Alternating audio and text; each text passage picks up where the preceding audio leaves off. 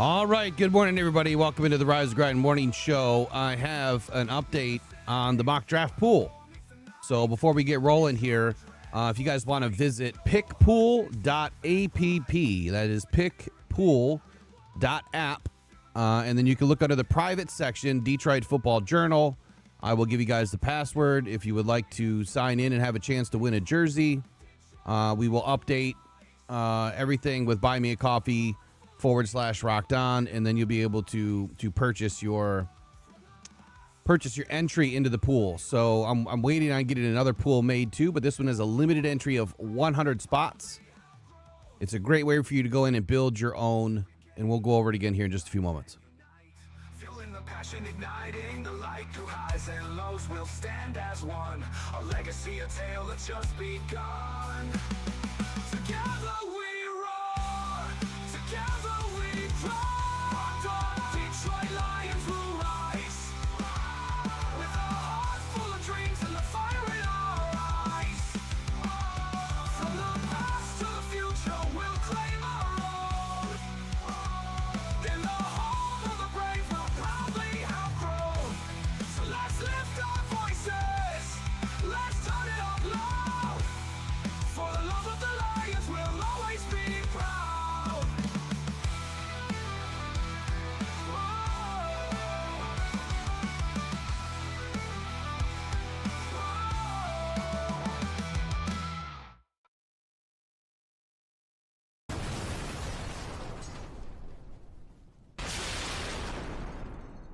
That's a big-time play.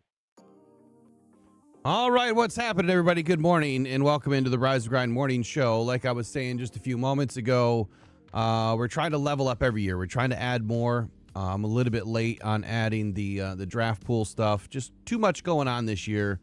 I bit off a bigger chunk than I probably should have, but it is what it is. So partnering up with pickpool.app. That is pickpool.app. I'll show you what it is real quick here, and we'll go over it again here in a little bit. But on this website, when you go to the website, it's going to look like this, right? And it's going to ask you to download it in the App Store for Apple. You don't have to do that. You can play it for free. You can play it right on the app, or you can play it online. You just hit the web version as opposed to the app version.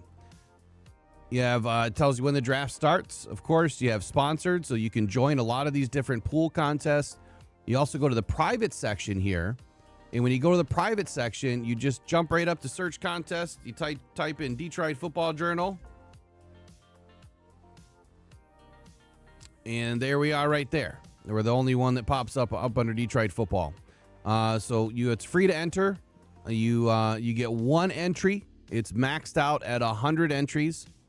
So if you'd like to join this one and want a chance to win a jersey, then we'll have a raffle area for you and Buy Me a Coffee to make your purchase.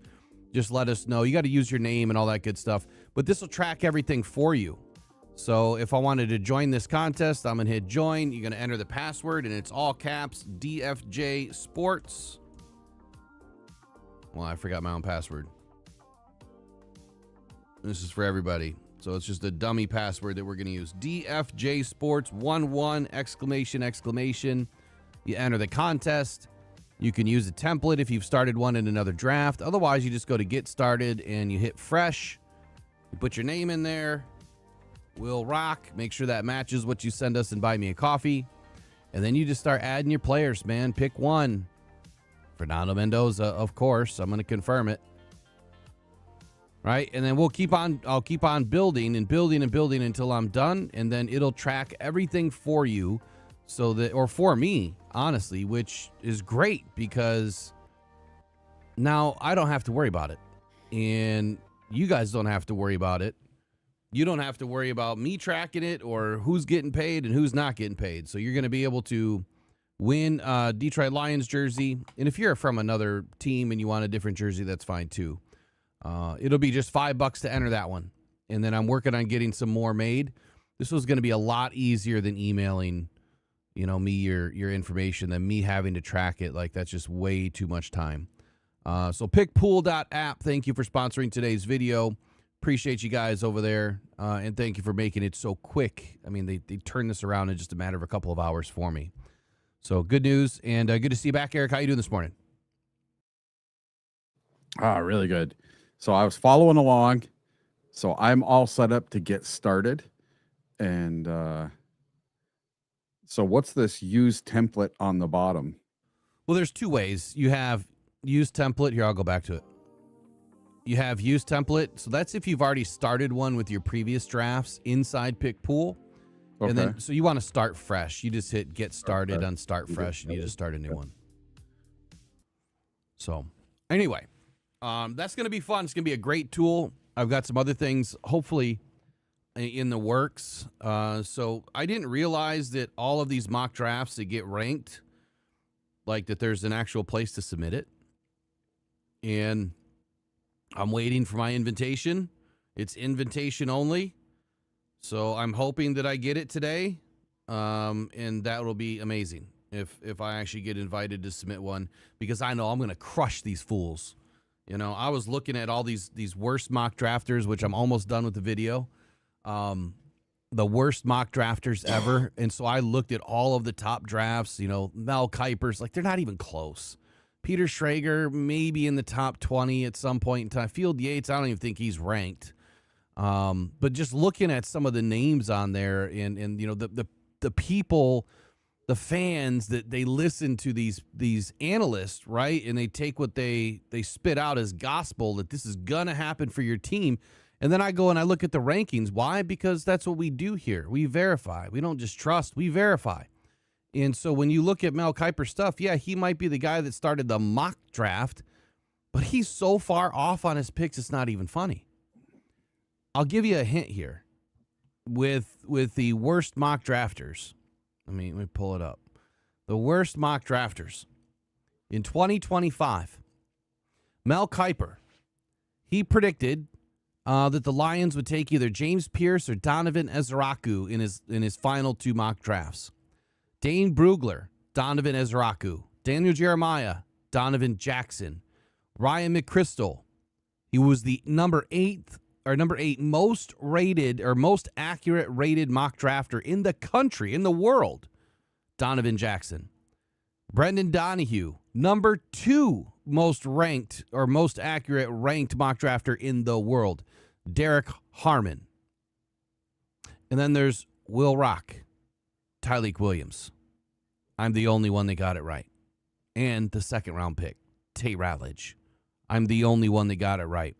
So if you're looking for valuable news, information based on research, analysis, hard work, this is the place to be. I get a lot right. I don't know why. This year, I don't think I'm getting anything right. I'm just putting it out there. This is the most difficult draft I have ever worked on, and honestly, my head hurts. It's that tough. It's just a mess.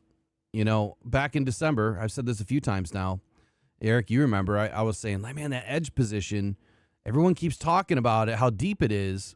And my biggest concern was wait till we get through the combine and we get some of these measurements, because when we find out that there's a bunch of short arm bandits, it's not going to be a great edge position or positional group. It's not going to be as deep for top tier starters. You legit have three tier 1 starting capability edge rushers in this draft. Everybody else is tier 2, tier 3. And that, you know, the first round grades, I'm barely holding on to 12 right now. So it's just not a great draft if you're looking at a typical draft that goes, you know, obviously quarterback, you know, when in a normal draft, when you have 2, 3, 4, 5 quarterbacks going in, you know, at least the top 20, but 2, 3 going in the top 10, and then it will switch to the best, you know, left tackle. And in this class, you don't really have, I mean, I have great feelings about Kadyn Proctor, but when you look at the film and you go through all the gradings on everybody, there's really not a true number 1 left tackle in this draft that is better than anybody else because of deficiencies or back problems. And so it's just weird, right? And then after that, you have the edge, you know, the defensive players that usually start to take hold, you know, early in the round. And those don't even really exist outside of Bailey, Reese, who's barely played the edge position, And then you have a linebacker. Like, linebackers don't go top 10. That's just not normal in Sonny Styles. And even Arvell Reese, honestly, is a linebacker that in a 3-4 scheme is going to be able to play linebacker and up on the line. He's going to have some duality to his game, but his pass rush upside is going to take a minute. And I don't think it's going to take that long. I think he's going to be just fine. I think he's going to get after the passer. But in my most recent top 36, which we'll talk about today, I have a wild take about him that a lot of people probably won't appreciate. But anyway, that's my little opening of the day. Just there's so much going on, and this draft is so damn confusing. I want to get through my top 36 at some point today. I'm not sure how long it's going to take. I definitely am not going to read all of the analysis on each player. I mean, this document is more than 30,000 words. So I'm not doing that today. There's no way. I will be here till 2 p.m. So anyway, good morning to everybody. Eric, what's on the top of the list this morning around the league, NFL draft rumors, NFC North, wherever you'd like to start? Start throwing your darts. All right, let's go around the NFC North. Why not? So I found a couple of things this morning about the NFC North. And the first thing is for the Minnesota Vikings, Jonathan Grenard did not show up to the Vikings offseason program as trades rumors swirl around him. The star edge rusher. Sounds like the Vikings have some balls loose, huh? What's that? Sounds like the Vikings have some balls loose. They do, and Jonathan Grenard was notably missing from the start of the Minnesota Vikings voluntary off-season workout program on Monday.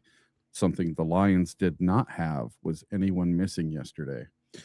The reason provided, according to reports, Grenard took to Instagram to clarify that his absence was due to celebrating his wedding anniversary rather than holding out. So we'll see if he shows up today or not. And despite the personal reason for his absence, trade speculations continue to heat up around him. The Philadelphia Eagles, who are looking to replace Jalen Phillips, have been heavily linked to Grenard as a potential trade partner, with discussions possibly resuming during the 2026 NFL Draft. So he has a little bit of contract and cap considerations. Grenard is entering the third year of his 4-year deal. He signed a $76 million contract. He carries a massive cap hit of around $22 million for both 2026 and 2027. If the cap-strapped Vikings trade him before June 1st, they would save over $12 million. And right now, the Vikings are in dire need of some money. They are not doing so hot when it comes to salary cap. Yeah. And, Grenard did have a slight dip in production, and he had a disappointing 2025. After a 12-sack breakout season in 2024, Grenard dealt with a left shoulder injury in 2025 and recorded just 3 sacks in 12 games.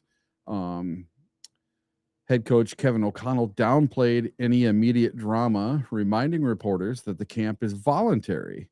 And he emphasized his strong relationship with Grenard, noting that they spoke last week and he will continue to have an ongoing dialogue as the team navigates the business side of the situation. So it sounds to me like the Vikings need some money, and Grenard, he might want to find someplace else to play.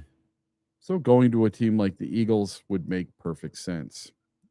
And now we're going to move on to... Is it the Eagles? Yeah, that's what they were saying. Really?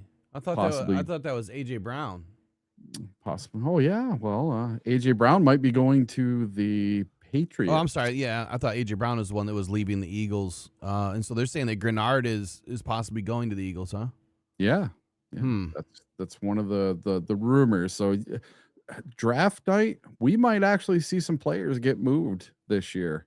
I think that's a distinct possibility, seeing someone like Grenard be traded to the Eagles, save the Vikings some money, and maybe get them an extra draft pick because they don't have all that many. How many draft picks do they have? Do you know? I don't remember. I think they had 5, if I remember correctly. They were low on the draft picks. And then I found this interesting article from a Bears writer, and he wrote, "Which draft prospect do you hope does not land with an NFC North rival? Who do you hope the Packers, Lions, and Vikings don't draft?" Okay. And a bunch of these writers got in, and they are talking about who they don't want to see go to the 3 rivals in the NFC North. So Jacob Infante says, "I would not want to face Akeem Messidor twice a year. So he's someone I'm hoping ends up anywhere besides with the Lions or the Vikings." And the Vikings, he says, likely won't take an edge rusher at 18, and he won't be available for the Packers in round 2. So if you're drafting late in the first round, you're never getting a flawless prospect, especially in this weaker class. Messidor has a reason for concern with his age and previous foot issues, but his tape is just as good as nearly any edge rusher in this class. Might I would even agree be on better. that. And then he has such a deep arsenal of moves he can use to beat you, and there's diversity in how he wins with finesse, power, or just raw speed. His NFL-ready level of physicality and high football IQ should make him an immediate contributor in the league. So he doesn't want the Lions or the Vikings to take Akeem Messidor. I'm sorry, who was this that was saying that? And that was Jacob Infante. Okay. And now we're going to go on to Donald Gooch. He says, Jeremiyah Love. If running backs were valued like quarterbacks, Love would be the undisputed number 1 of 1 in this draft class, and perhaps the last 5 draft classes. I think he's a better running back prospect than both Saquon Barkley and Bijan Robinson. Wow. He says, I would be sick to my stomach if he ended up in Minnesota listening to Simon and Garfunkel's Hello, Darkness, My Old Friend, or somehow in Green Bay. Yeah, so clearly we know that Love's going to be off the board. Yeah. More than likely top 5. Like if he slips even to 7, I would be really surprised. I'm going to say he's going to go top 5. That's like the consensus right now. He's been my number 1 player for a while, number 1 prospect in this draft as far as talent. And that's the tough thing about doing like top 50s and top 36 is getting people to understand that there's a big difference between how you rank a player and then, where you see a player going. So you have predictive models and then you have rankings models. And so a top 50, top 36 is a rankings model. The predictive models is when we do our mock drafts. And there's been a few names that have been held back now this entire draft process that are starting to fly up boards. And Stukes is one of them. Kilgore's been mentioned, which Kilgore has been my guy for a while. I've seen him mentioned a few times. Yep. And who else was mentioned the other day? I think I took Kilgore the other day, didn't I? Yeah, you did When we after did some the draft? consultation with your draft analyst. R. Mason Thomas too. R. Mason Thomas has been flying up, and even Max Clare, the guy that I have. I mean, the closest prospect to a Sam Laporta in year 1 is Max Clare, and I would not be surprised if the Lions do something there, but I'll digress, man. What else you got going on? All right. So next up, Jeff Burkus says he would not want to see Jennings Dunker of all people. So this is what he has to say. Jennings Dunker, the ginger mulleted offensive lineman from the University of Iowa and an Illinois native. The NFC North has a history of drafting Hawkeyes, and it'll be a bummer to see him in the division because he's an absolute vibe. I haven't heard any ties to the Bears, so I'm hoping he lands in the AFC, far away from the NFC North. I thought that one was kind of funny. All right. Dunker, I mean, so Dunker is like definitely day 2. Yes. I mean, maybe as late as end of 3. Yeah. I'm not concerned about Dunker, man. I don't care No. where he goes. But yeah, he's a tough ass dude though. He just doesn't want to see him in the NFC North. So now the next one, this one might affect the Detroit Lions. All right. This is Brian Orenchuk. And he says, Monroe Freeling, left tackle. If this cat slides to the Lions, I will be supremely disappointed. After losing Taylor Decker and finally struggling up front last year, the last thing we need is for them to reload at a premium position with another blue chip talent for the next 10 years. I like that one. Yeah. I mean, look, I think you guys all know how I feel about Monroe Freeling. I mean, he's a great athlete. I think that he has some weaknesses just like everybody else. I'm not over the moon for this guy. He's going to be a project, but if you put Monroe Freeling off in the right side and you do move Penei Sewell to the left, I think that's your best play, especially if you're considering, bringing in a player like that.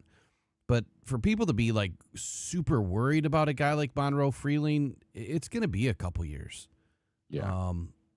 It is what it is. This draft class is just not overloaded with blue chips that anyone should really fear. I mean, you're going to have probably 10 guys out of this first round. They're going to make a dent in year 1, and they may not be the first 10 guys selected, right? Yeah. And then after that, if there's another 20 guys in this entire draft that really do or have a major impact on their team, I would be surprised if it's more than that. I really would. There's just going to be a lot of day 2 guys. I think a lot of them are going to have a great impact on special teams. But anyway, I'll digress. All right. Up next, we have Gary Bauer Jr., and he says, keep Tennessee wide receiver Chris Brazzell II out of this division. If the Bears aren't the ones to take him, he has an insane catch radius, an ability to separate, and he's an absolute monster over the middle of the field to boot. My biggest fear would be the Packers landing him in round 2. Now, that is highly likely. I don't know where the Packers are picking in round 2, but I will tell you this. Brazzell, razzle, dazzle. That's what I see when I watch his film. That guy's catch radius is around the world, man. He's got extremely good length, catches the ball out front. I think he's really impressive. And you're not looking for a number 1 guy. You're looking for a guy that can come in and, really elevate the rest of the wide receiver room. And I think that that's exactly what Razzle Dazzle Brazzle is going to be. I mean, there's some concerns. He's boom or bust type of a player, but that's if you're selecting him in the round, round 1. I think if you get him in round 2, I'm not so much worried about boom or bust at that point. I think it's just you got a good player and, might take a little bit of time to develop. But I would say this, watch the Packers draft a kid like this, and then he ends up being better in year 1 than Golden was. I'll tell you right now, it's a great point. I think that was absolutely going to happen. I think there's a lot of players that are better than Golden, and especially in this draft. And the Packers are definitely taking a receiver. I mean, without a doubt, they're taking a receiver. If not 2, they're taking at least 1. Yep. Now, Eric Derwetcher says the USC wide receiver product, Makai Lemon, is the one he does not want to see in the NFC North. People question his size, but he plays much bigger than his 5'11", 192-pound frame. And perhaps the best receiver in contested catches this year, and he will be a menace if he were to land within the division. I wouldn't be so much worried about Makai Lemon. That's just me.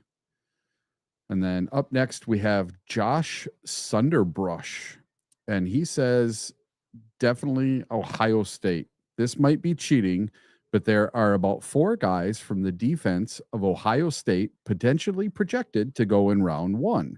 And I just feel like any of them could cause problems for the Bears if they land in a dangerous spot within the division. And then lastly, we have Lester Wiltfong Jr. And this one's kind of interesting. He says, Oregon safety Dylan Thieneman, who I hope can make it to the Bears at 25. He's been mocked to the Minnesota Vikings at 18 quite a bit, and I'd rather they go in a different direction. I also hope Texas Tech linebacker Jacob Rodriguez lands in the AFC if the Bears don't snag him. And now I have a question for the chat. So now it's your turn. Who is the one guy that you don't want to see another NFC North team draft and the Lions have to play against? Who's the one guy you don't want to see the Vikings, the Bears, or the Packers get that you have to face twice a year? I think the one I would be most worried about is if the Packers got a very good, very tall, fast wide receiver. That would be the one thing I don't want them to have. I forgot to turn my lights on. Yeah, I was going to say, you're a little dark this morning.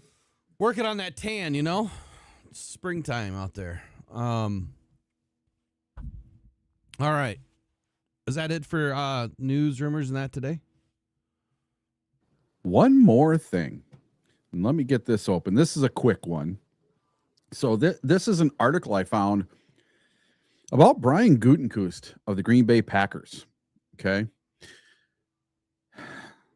The Green Bay Packers have been a good team, but not a great team, and it's easy to see why. Brian Gutekunst, over the last 5 or 6 seasons, has done something that Brad Holmes has not done. All right. Maybe we should ask the chat a question first here. Sure. You know, so between Gutekunst and Brian Brad Holmes. Yep. What would be the one thing that you think? Obviously, in the comments later and in the chat right now, what is the one thing that you think Brad has done differently than Gutekunst? And we'll let that marinate for just a second. And while that's marinating, I just want to welcome everybody in once again this morning in the chat. Looks like we have John Desage, Mike P, K-Biz, Grandma Trace, Tilla the Hun, Vincent 313. Looks like a new member name. Maybe that was the gifted one. Good morning. Who else? Jen, of course, in the house. Nightbot doing his thing. Rather be fishing. What'd you say, Gaviscon? Yeah. I like that name. Yeah, whenever I hear that name, I think of that pasty white crap that I used to have to drink before. But yeah, the Gaviscon, right? Gaviscon is that? No, I think of the ride at the fair. It's like milk of magnesia or something. That was the Gravitron though, but Gaviscon. Gravitron. I remember that. Yeah, the thing that would like a UFO that would spin and the floor would drop. Yeah, it was the best. Yeah. You could. We always tried to walk out to the middle, and we would get yelled at, and then eventually kicked out. We were hellraisers when we were young. Dude, I couldn't imagine with my balance and stuff now. I couldn't imagine getting on the Gravitron now. It would probably kill me. Yeah, me too. Like I'm dizzy all the time. Anyway, Robbie's in the house. Who else is in here? Edge is not the answer. Robbie says Gaviscon for heartburn. Yeah, that stuff. Sleepy Exotics. Gina. Anybody else I'm missing? It's not by purpose. Don't forget to visit buymeacoffee.com/rocked-on. There's raffles. It's a it's this jersey right here. It's just like this. St. Brown. Salute to service. Super nice jersey. I bought me a ticket for that thing. Yeah, these are super nice. Rare, like very tough to find. I'm wearing my salute to service on today too. So anyway, okay. What did Gutekunst do differently than Brad Holmes, or what did Brad Holmes do that was better than Gutekunst? Well, which teams have drafted the most Pro Bowlers still on their roster? That would be the Lions. Well, the Philadelphia Eagles, who bullied the Packers in the playoffs a couple years ago on their way to win a Super Bowl, have the most with 8. The Detroit Lions, who won the NFC North Championship in both 2023 and 2024, have 7. And the Packers, well, they have none. Zip, zero, nada. No. That's a Pro big time Bowlers. play. Ball's loose on the ground. Yeah, they suck, man. Yeah, so that's something Gutenkoost has not done. He has not drafted a Pro Bowler, if you can believe that. So I just thought that was an absolutely horrific stat. The Bears only have one. The Packers have 0. And the Vikings have 2. So for all the people that give Brad Holmes all this bad rap for being bad at drafting, I don't want to hear any of it after seeing that. Yeah, it's crazy to me. I mean, I've been trying to tell people, like, we have like this 18 to 20 player core, and more than half of them are Pro Bowl or All Pro players, right? They've received, and the majority of those players have been drafted. Now, yeah, we brought in an All Pro and Kevin Zeitler, and outside of that, I can't even think of one player. Maybe DJ Reed. I don't even know if he's gotten a Pro Bowl or All Pro. I don't think he has. But outside of Kevin Zeitler, I mean, who have we really brought in free agency that had, had a Pro Bowl or an All Pro before they joined the Lions? And then how many of those players received an All Pro or Pro Bowl after they joined the Lions? And Vitae. Who? Vitae, but that would have been before. No, I'm talking about since 21. I only care about Dan and Brad's regime. Like, that's the only thing that matters. Yeah. So yeah, there's that. I don't think we've had an All Pro out of a free agent. No. Or earn an All Pro, but I think maybe there was a Pro Bowl, maybe, or at least an alternate. Well, Khalif Raymond would have been. There you go. Khalif Raymond, he was All Pro and Pro Bowl, right? Yeah. And then what about Alex Anzalone? Wasn't he an alternate? Yeah, he made a Pro Bowl. I thought he did. Yeah. In 23, maybe? 24. I don't remember. Yeah. I don't remember the exact. But anyway, so for the rest of this week, obviously I'll be live. I don't know how much, Eric, what days you're joining or how long you're joining, but are we doing morning and evening starting on Thursday? Yeah, probably. Yeah, because I got to release my final mock draft. And yeah, because I figured Thursday morning, Thursday evening for the draft. Yep, and that'll probably start Thursday evening at. The draft's at 8. Yeah. I might start as early as 6:30. Just kind of, it's just depending. It's going to be a long night. I mean, you can join whenever, but yeah, I might have to join a little later just because I have to take my wife to an appointment Thursday afternoon downstate. So the draft plan is to be live all week. And obviously I want to get, more people in, but I want to have the phone lines open and that way people can call in and just let it loose, man. It's whatever you're talking about. We can go over scenarios. We can go over, draftable players, players that you would hope that the Lions would get. And I guess whatever else you want to talk about. So do us a huge favor. Share it on your social medias. I'm going to put the links up today. Share it. Let's get a bunch of people in because the more people we get in, the more jerseys we give away. Nice. For every 100 people that are in, I'm going to give a jersey away. Oh, wow. And so some years we've had 500-600 people in. Some years we've had 150 people in. It just, I don't know. It seems like there's so many more channels now and everything is so suppressed. Mm-hmm. I don't know. I guess I wish people would just finally realize where solid information lives. And maybe I should start paying for ads so that I can get it out a little bit further. But I've never put one dime. It's all been organic. Yeah. Never put one dime into this thing for advertising. So maybe it's time I start. You sound like me with my business. Well, that it's just going to reduce how much I give away, though, because I try to take everything and put it back into the fans. Everything. Everything goes into Rocktown Cancer Foundation, and Rocktown Cancer Foundation buys product to give back to the fans. I do have a huge announcement today. Speaking of Rocktown Cancer Foundation, I have a huge announcement today. Partnering with Rhythm. And Rhythm is, and I don't have anything prepared, but because it literally just happened at 5:30 this morning. Rhythm you can buy this wearable monitor that takes your blood samples, and it'll give you it does the thyroid, TSH, and then it does the other one. I can't remember the other test for whatever reason, but it'll do your testosterone, your estrogen, your estradiol. It does like CMP, CBC markers. Does a lot of different things. A test that would normally cost just $79 for one TSH test, you get all of these things for $79. And then when I put everything together for tomorrow, you'll get 20% off. The long-term goal here is that Rhythm will donate a lot of these so that we don't have to do a bus, that I can bring these to an event and we can, have everyone hook them up, put them in the packs, and ship them off. You get your results within 3 days. If you have FSH or HSA accounts, whatever, with your insurance, it does accept that. But I think they're trying to get it worked out so that their doctor, your doctor, if they order a TSH test or any, testosterone test or whatever, that your insurance will pay for it, because you're getting all these extra things, included, right?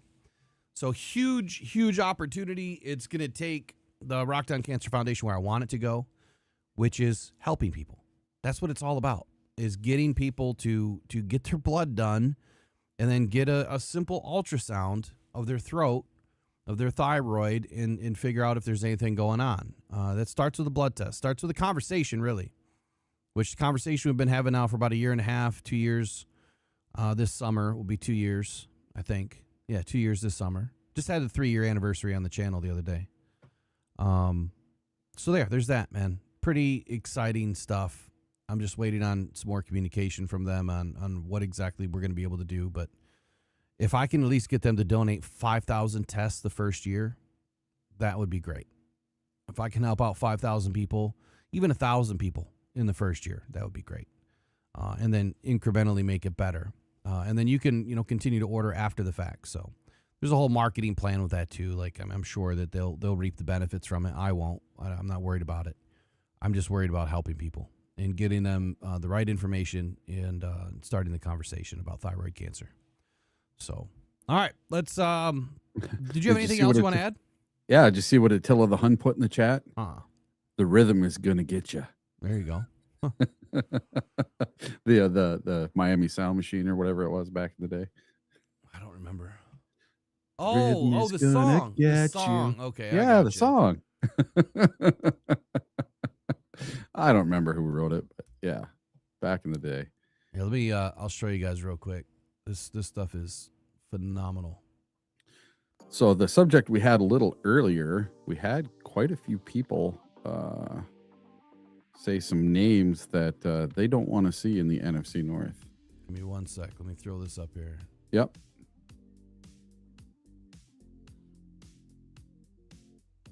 The world's easiest blood test. Yeah, this thing's badass. So is that like one of the patches, kind of like that you wear? It's exactly like that. So it's exactly like a glucose monitoring system to a degree. Yep. So you can see this little blood sample. There's a little blood there where it says Rhythm. So that Rhythm thing just goes on your arm. It's painless.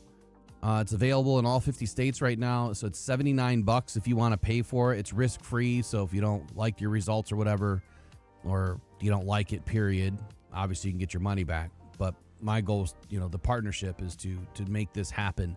Odell Beckham right there. He's done it. Sam, Christine. So does this hook up to an app on your phone, or do you that send part? it in? That part I don't know. I know you send it in, but I think you get the results back on the app. Oh, okay. I haven't done it yet, so I'm waiting to get my test, and then I'm going to do it live on air. But you see, it's that simple, man. It's just you put it on your arm, it takes your blood sample, and then you get your results within 3 days. But what's really cool about this is what they test. Look at this. Hormone balances, estrogen, progesterone, total testosterone, total and free testosterone, heart health, your APOB, your cholesterol levels, your inflammation, so your CRP markers, your HDL cholesterol. The thing that I've been battling with, iron and other things, but they do your iron, your albumin, vitamin D, triglycerides, and then the triglyceride ratio, the LDL-C, the particle size. Like, everyone gets their cholesterol checked, but what a lot of doctors forget is that doesn't matter. It's the particles that are free flowing in your blood, and like mine came back pretty bad. It's not extremely out of control, but then you have the free T3 and then the TSH. Like these are the most important to me. So if you just pay $79 to get this done, like that's what it would cost if you ordered. You can buy these tests online. Like there's like Quest Labs and some other ones online that you can buy a test. You can go into a Quest lab and you can pay for your own blood test if you don't want to deal with a doctor. But those are $79 just to get one of those, and you're getting all of these. They'll test your creatinine levels, for liver and kidney function, and then they give you a rhythm score, your biological age, based on your blood. It tells you how old you really are. I have a feeling I'm going to come back at like 92.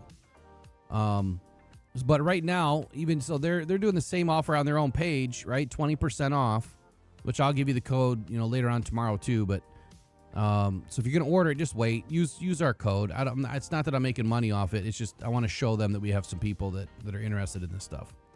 $63 with prepaid shipping label to get all those blood tests done. You got to be kidding me, right?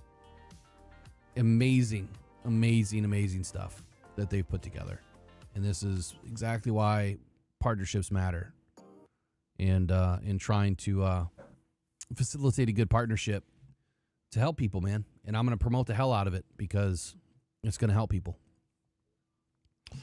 Anyway, so you were saying something about the players. Oh, they were saying a couple of players that, I asked, who do you not want to see in the NFC North for one of our foes, Mm-hmm. So John Desage says Sadiq. I agree with that one 100%. Mm-hmm. And Gaviscon says Anthony Hill Jr. Peter Van Larhoven says, don't be surprised if Dan grabs the safety from Oregon at 17.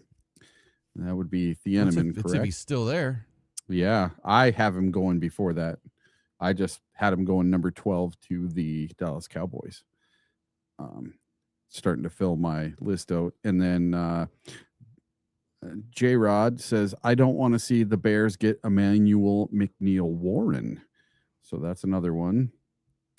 And then Peter Van Larhoven says, the Bears have a lot of picks, and unfortunately, they will be getting some quality players. They always do. Let's see. Then Peter Van Larhoven says, I don't trust the Laporta injury. Ooh. How are you feeling about the Laporta injury, Will? Do you think it's a big deal, or do you think he's going to be all right? I talked about it ad nauseum. I did a extensions conversation video the other day, and I went through all of that. And so I played his video from January where he was talking about the injury. And in that video, which I stopped it, I didn't mean to stop it early. It literally needed to go another 30 seconds, where he was going to tell everybody that he had a full herniated bulge disc, where the little jelly in your donut there spilled out. And when it spills out and it puts pressure either on the foraminal nerves or on the spinal cord, that's where you have problems. And he did. He had deficits of weakness in his arms, his legs. So he was having some significant issues. So they were hoping that, within a couple of weeks after the back injury that he was going to be okay, or potentially 8 to 9 weeks, going the long-term route of just rehab PT, doing certain exercises with your back. The number one thing that they tell you when you have a back injury is to not do any like crazy exercises, like, pull your legs to your chest and try to stretch, which a lot of people do. They try to stretch it out. You're actually opening it up and allowing that disc to pour out even more. So there's very, very specific things that they were going to, try to do rehab-wise with him to get him back to health. But after 2 to 3 weeks, he said he was walking around like a 90-year-old man. And if you've had a back injury, you know what that is. I've literally been over to tie my shoes and couldn't get up multiple times. And a lot of that happened after my severe back injury in 2020. And like even standing doing dishes or something stupid, you lock up with a muscle cramp and you can't move. And that all starts because of the nerve entrapment or impingement from the disc material or stenosis or whatever you have going on. So he opted for surgery. Now, this is where things got a little weird for me. When he was talking about the timeline and what I know about microdiscectomy surgery, which is usually the gold standard for athletes, is they don't go full fusion if they don't have to. That's like a 3 to 4 month thing where you should be pretty active and being able to do just about anything after a few months. And the way he put it, I mean, you're at the 6 month range now going into OTAs, and he was acting like he was going to be barely able to get up and going, running, jogging, but no pads, and obviously until training camp. And he was hopeful. He said, God willing, I'll be able to have a career, a long career after this. That put a level of fear in me. Like, man, if you really have that doubt, Sam, that you got to say, God willing, that I'm going to have a career, like that tells me that maybe it was fusion. And if he needed a fusion, like, he's going to immediately lose that ability to turn and catch a little bit, depending on what area it is. If it's further up the back from L4, 5, or S1, anything in the L1, 2s, or 3s, you lose that ability to turn. Like, you won't even be able to wipe your own ass. You know what I mean? Like, it's that difficult. Thankfully, mine was L4, 5, S1. So I don't need a nurse at home to take care of me like that, but I have one just in case. So to answer your question, I am concerned about it. And I would say that if they draft Max Clare, I'm not concerned anymore. But people need to get it out of their head that he's tradable. He's not tradable. Not right now. Not until he hits the field and he proves himself. And same thing for Brian Branch. He is not tradable. There's no team in the world that would trade for a guy that just busted up his Achilles and is barely 6 months through rehab. There's just no way. So anyway, take it away for a few minutes. I got to let the pup out. I'll be right back. Sure. Oh, let's see.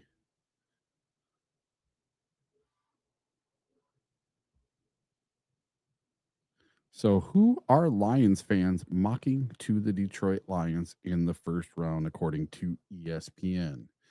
Now let's look at it and find out. I know who I've seen go to the Detroit Lions a whole bunch of times, but let's see who ESPN has. So since the end of the regular season, we've been tracking which players nationally the NFL draft analysts have been mocking to the Detroit Lions on a weekly basis. It's a fun exercise to see what national analysts think, and it's a good way to introduce the audience to some top prospects that may be available for the Lions at number 17 overall. But let's turn that on its head, and let's look at the ESPN mock draft simulator, and we're going to see who the analytics say we are going to take at number 17. And we're not going to focus on any other team. We're just going to focus on the Detroit Lions and the top 10 players that have been getting picked for the Detroit Lions at number 17 if, and that's a big if, the Detroit Lions stick and pick at number 17. So number 1, the most drafted player to the Detroit Lions at number 17, coming in at 29%. Alabama offensive tackle Kadyn Proctor. Unsurprisingly, Proctor tops the list given the high amount of rumors and buzz surrounding the pick. The 6'7", 352-pound offensive tackle has been a polarizing option all offseason, but it's easy to like what he'd bring to the Lions run game.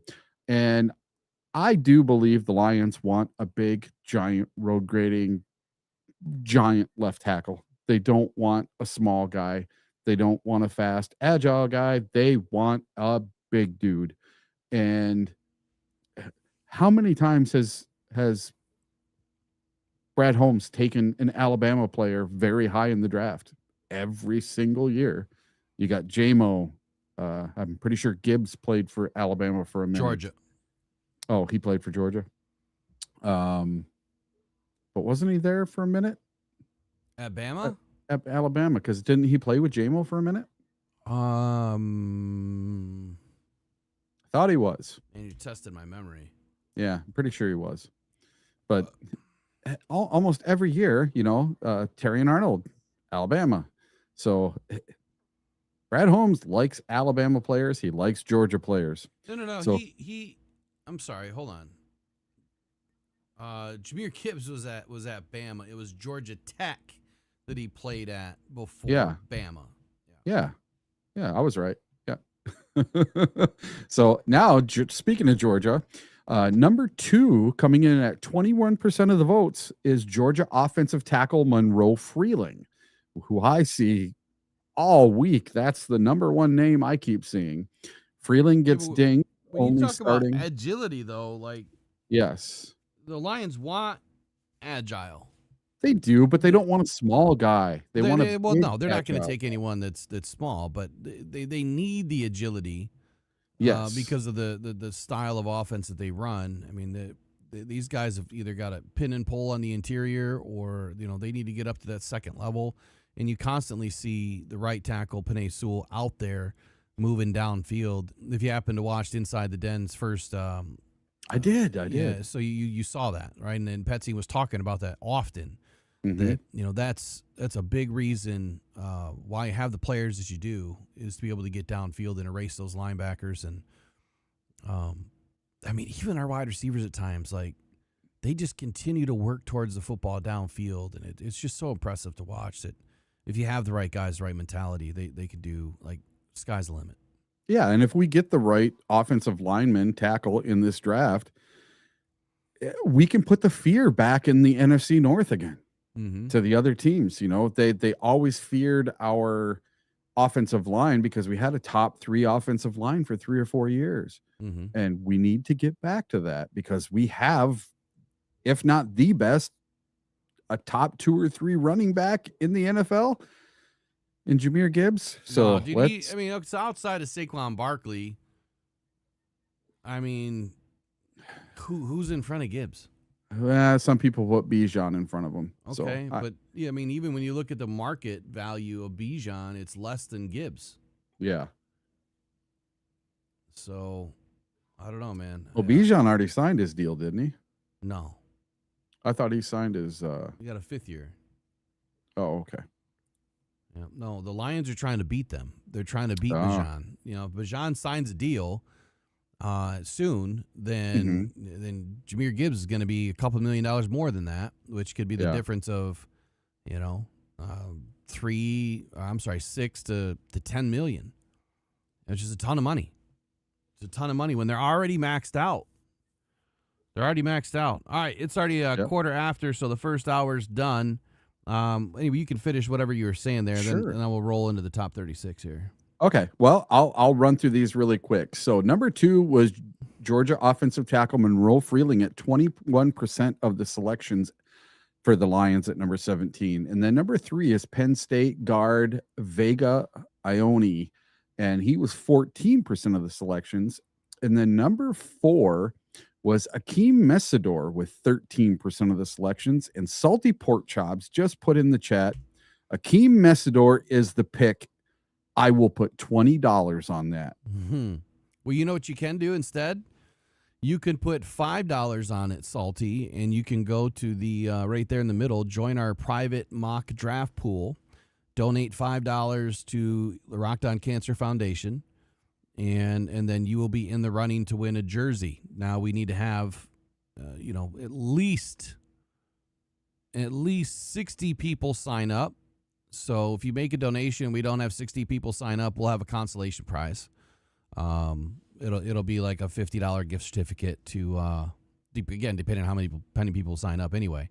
But I'll do a $50 consolation prize if we don't get enough people to sign up. It's public or private, but public, meaning when you're in there, you'll know how many people have signed up.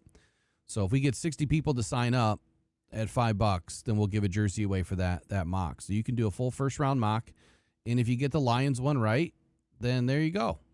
But it's all about the first round, man, and trying to get as many right as possible. I'm just glad I don't have to grade them all and go back and double check, because it's such a pain in the ass.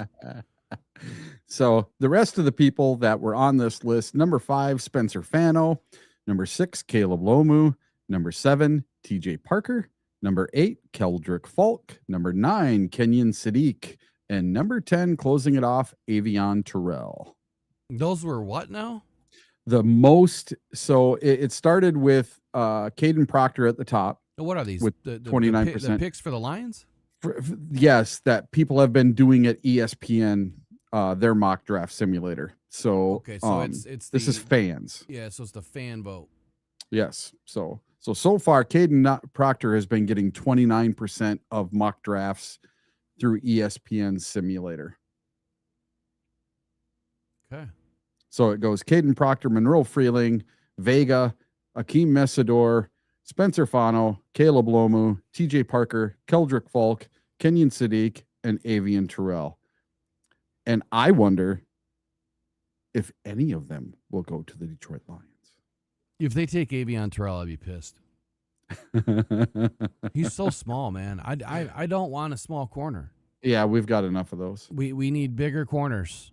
We need guys that are 6 foot at least, 195 at least. Yeah. You know, I'd rather have some bigger guys. I'm expecting the Lions to have 3 safety looks more often this year. A lot of the league has been going to it. I've been saying it for 2 years now, 2 straight seasons. What the hell are we not doing? It's that. We're not putting the bigger safety looks out there. You roll one down. You need 2 linebackers in the middle. You roll one down to play that small linebacker spot, and then now you have an extra free rusher that has speed to get after the quarterback. Or you have now a guy that can cover, that can take those running backs coming out of the backfield, depending on which side they're coming out of. Or take the tight ends and actually cover them, as opposed to leaving that up to a linebacker. And so where I don't see the Lions taking a linebacker this year is if they take more safeties this year. Because if what I think the Lions are going to do is they're going to install more of the 3 safety look this year. And if they don't, like, that is just a huge mistake. Huge mistake. There's a reason why 2 teams that were in the Super Bowl do that more than most teams in the league, and it works. Yeah, the Seahawks defense, I mean, this is a copycat league, and if the Seahawks were doing a 3 safety look more often than not, especially winning the Super Bowl the way they did, why would you not try to copy some of that? Not all the time, but sprinkle some in now and then. Yeah, I would agree, man. I would agree. I'm trying to finish this here. It's not letting me. So my top 36 is pretty much done. There's a few that I'm not settled on, and so some of these numbers might change a little bit today. This stuff takes forever, man. It really does. Like, I rewrite all of my takes. I don't copy and paste. So where I want to do 3 mock top 50s every year, next year it's hopefully going to be 100 or at least 75. I want to increase it every year. Is, you do mock 1.0, 2.0, 3.0 for your top 50s. Top 51, top 52, top 53. Pre-combine, post-combine, and then April, after a lot of things have changed. Pro days, after the pro days. So those are the 3 that I'm going to do. I'm going to have a better schedule next year where I bid off, more that I could chew with doing the magazine and some other things. It's just, I'm out of time, right? So the top 36, the top 50s, they all have brand new analysis for every player. So really, I'm writing analysis for, 300-400 players every year, from here on out, and it'll be up to 1,000 quickly. That's a lot of film, right? And it's watching and reading a lot of things, post pro days. If there's not a lot of, film for pro day, it's a ton of work. And, being a one-man band that's doing all this from the background and all the graphics and everything else, it's a lot of work. So I'm not 100% with some of these, but I'm pretty close. I think that I'm going to have a few names that are not really on the list that are potentially going to, and I'll throw out a few names that I feel are going to crack my 36, but don't hold me. It'll come out tomorrow. It'll be official tomorrow, but I want to talk about it today. Does that sound fair? Mm-hmm. Let's start at the back. Let's start at the back. And I don't have a dual view this morning. I don't know what happened to it. So I really can't throw this up without fixing a bunch of stuff, and I'm just not going to do that. So we're just going to talk about it. So right now at number 36. Now think of a top 36 board, and definitely in the chat, please follow along. Play with this, or play this game with me, if you will. The top 36, the reason why I do a top 36 board, and I don't see anybody else doing it, I'm sure after this year more people will. It seems like every year I do something, people pick up on it and do it. There used to be a top 5, I did a top 6. Then people started copying me to top 6, so I did a top 11. And then they started copying that. So I said, you know what? To the hell with y'all. Just stop copying what I'm doing. Do your own thing. So I do a top 36 now, and it's for the first round. And the reason why I do it this way is I feel that in every first round, there's at least 4 names that have the potential to go in the first round. So this is not necessarily a predictive model or a rankings model. It's kind of a combination of both. Does that make sense? Yep. It's a combination of both, where I think a lot of these players could end up in the first round. And if they did go in the first round, this is kind of where I have them, in order from best, to, the best ranked player to the least ranked player, 1 through 36. In some of these, like I said, they're going to change today when I finally finish it. So the 36th player in Detroit Football Journal's top 36 small board, see what I did there? Small board, is Caleb Banks.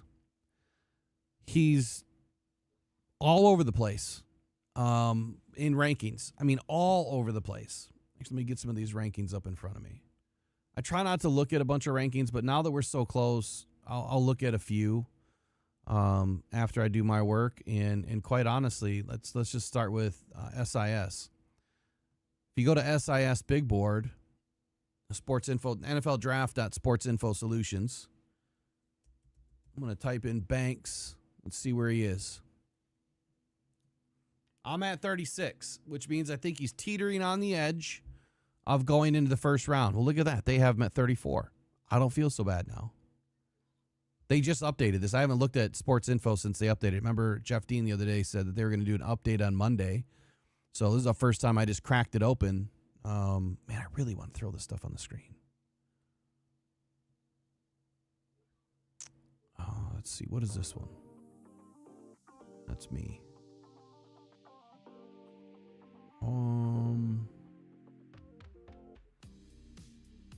Gotta be a different cam in here. Give me one sec, guys.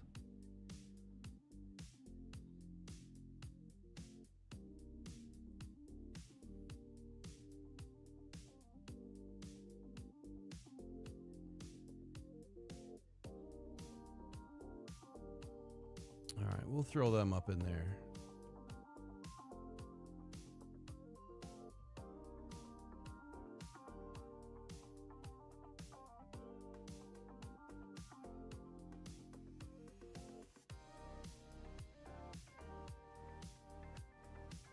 So if they have them at 34, Eric, do you want to pull up the SIS on your side? Yeah, I got it. And then if you could, just go to the scouting report, or actually just read right there the first 3 lines. You see where it starts out, Banks is a strong, powerful, scheme, versatile. Yep. All right. So when I shoot off a name, go ahead and look up the player on SIS. Yep. And then read those 3 things while I'm getting my thing set up. Does that make sense? Sure. Banks is a strong, powerful, scheme, versatile defensive lineman with an intriguing combination of strength and explosiveness that allows him to win early and flash dominance, but inconsistent pad level and a lack of finishing ability could hold him back early in his career. You see, that's one of the things that I've noticed about him too, and I don't know if I have that written in my detail. I'm sure I probably do. But that's one of the things that I've also noticed about his pad level is that when he launches, when he comes up out of his stance, his pad level is a little bit high. Now that's something that they can fix. it's absolutely fixable. But I knock him down a little bit because of that. He's so, like they said, he's strong, he's powerful, he's scheme versatile. That's what makes him so fun. And fun to watch, fun to scout is quite simply, there's not another guy in this draft like Caleb Banks that has the power, the size, the versatility on the defensive line that I think could actually be something. But he has a few things that need to get cleaned up. And that's why, this draft is just so funny, because there's a lot more, shall I say, weaknesses than strengths in a lot of these guys. Mm-hmm. Let me see if that fixed itself. Probably not.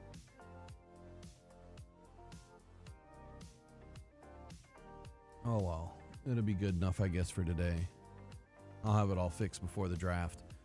So, number 36 for me, Caleb Banks. I'll just kind of give you my take. It's drafting Banks requires absorbing significant medical risk. But if his fractured foot forces, a slide into day 2, he instantly becomes a premium draft steal, in my opinion. Moving into the DFJ Sports top 36, his baseline traits project him as a high upside penetrator who pairs a sudden get off with heavy hands to win immediately at the line of scrimmage. Massive frame, short area agility. It really translates seamlessly across odd and even fronts. So we agree there with SIS that he's scheme versatile. I think that he offers a fluid 1-gap or 2-gap asset with immense scheme versatility. Securing his rare physical profile outside of the first round affords a front office the necessary runway to fully rehab his medicals and reconstruct his pad level. So I did have it in there without the burden of immediate expectations, systematically developing him into a devastating interior force. I really like Caleb Banks. I just think that there's too many questions with Caleb Banks. Next up, coming in at 35, edge or linebacker, Cassius Howell.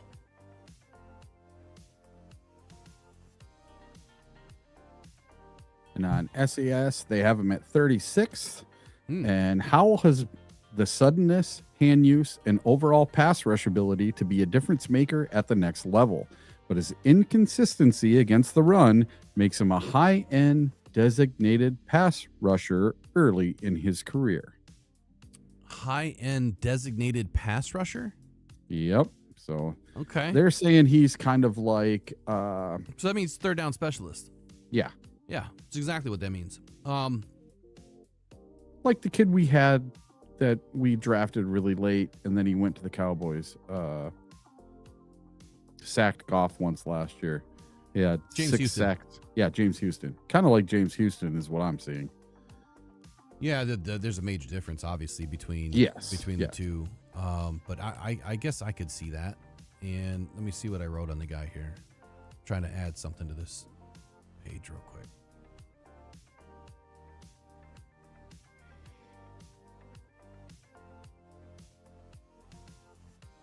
So that way I can kind of flip back and forth between mine and theirs.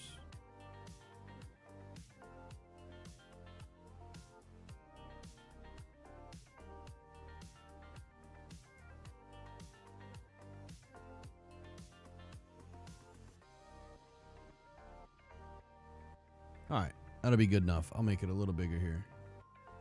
All right, so number 35, edge, Cassius Howell for me was what number on SIS? 36th. Okay, so we're pretty close. Now, my take on this guy is, evaluating Howell strictly as an every down perimeter edge rusher is a schematic trap. NFL offensive tackles will immediately swallow his historically short arms, while his baseline is a designated sub-package rusher, so we agree. His draft value hinges on a transition to a 3-4 inside linebacker. I don't think a lot of people agree with me there. And partly because as an inside linebacker, you're in the trash, right? You're going through all the chaos inside the middle of a defense. Your head has to be on a swivel, and you have to be able to cover. And I don't know if his coverage ability is that great yet, but I'm not saying that it can't be done. I think it could be done, but maybe he ends up moving back to, I don't even know if he can go to the will position, to be honest with you. Or maybe he moves to the strong side where he can be used as a pass rusher a little bit more as a strong side linebacker in a 4-3 scheme.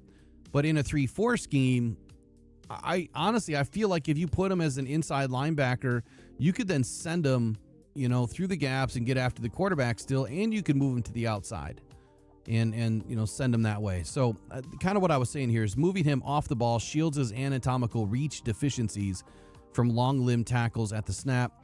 With a move inside, a defensive coordinator can scheme interior blitz velocity, utilizing his violent initial burst and refined spin move to shoot the A and B gaps and overwhelm guards with pure suddenness. Operating in space maximizes his exceptional change of direction and backside pursuit speed, effectively bypassing the severe struggles to set a static perimeter edge against the run. This guy is not a run defender. He's just not. Doesn't mean that he won't be effective at some point, but from what the film I've watched, he has not been very effective at all as a run defender. So, yeah, I got to move this. I'm in my editing page. I don't know if there's certain things I shouldn't have up there or not. Let's get rid of it. Okay, number 34 for me. Up next is Max Ihanachor, offensive lineman, Arizona State, comes in at 6'5" and 7/8, 321 pounds, 9-inch hands, 33 and 7/8 inch arms, nice wingspan at 83 and a quarter inches, and the ape index at 107. To explain the ape index again real quick, there's different levels of the ape index for positions. If you're an edge, I want to see you above a 105. If you're an offensive lineman, I want to see you above a 105. If you are a linebacker, I want to see you above a 105. If you are a corner or a safety, I want to see you above a 103 to a 105, somewhere in that range.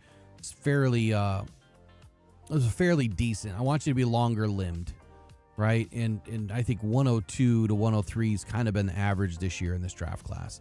There's not many players that have a great ape index at some of those positions. Running backs, like, that really doesn't matter a whole lot. Jeremiyah Love with a 109 ape index is supremely rare.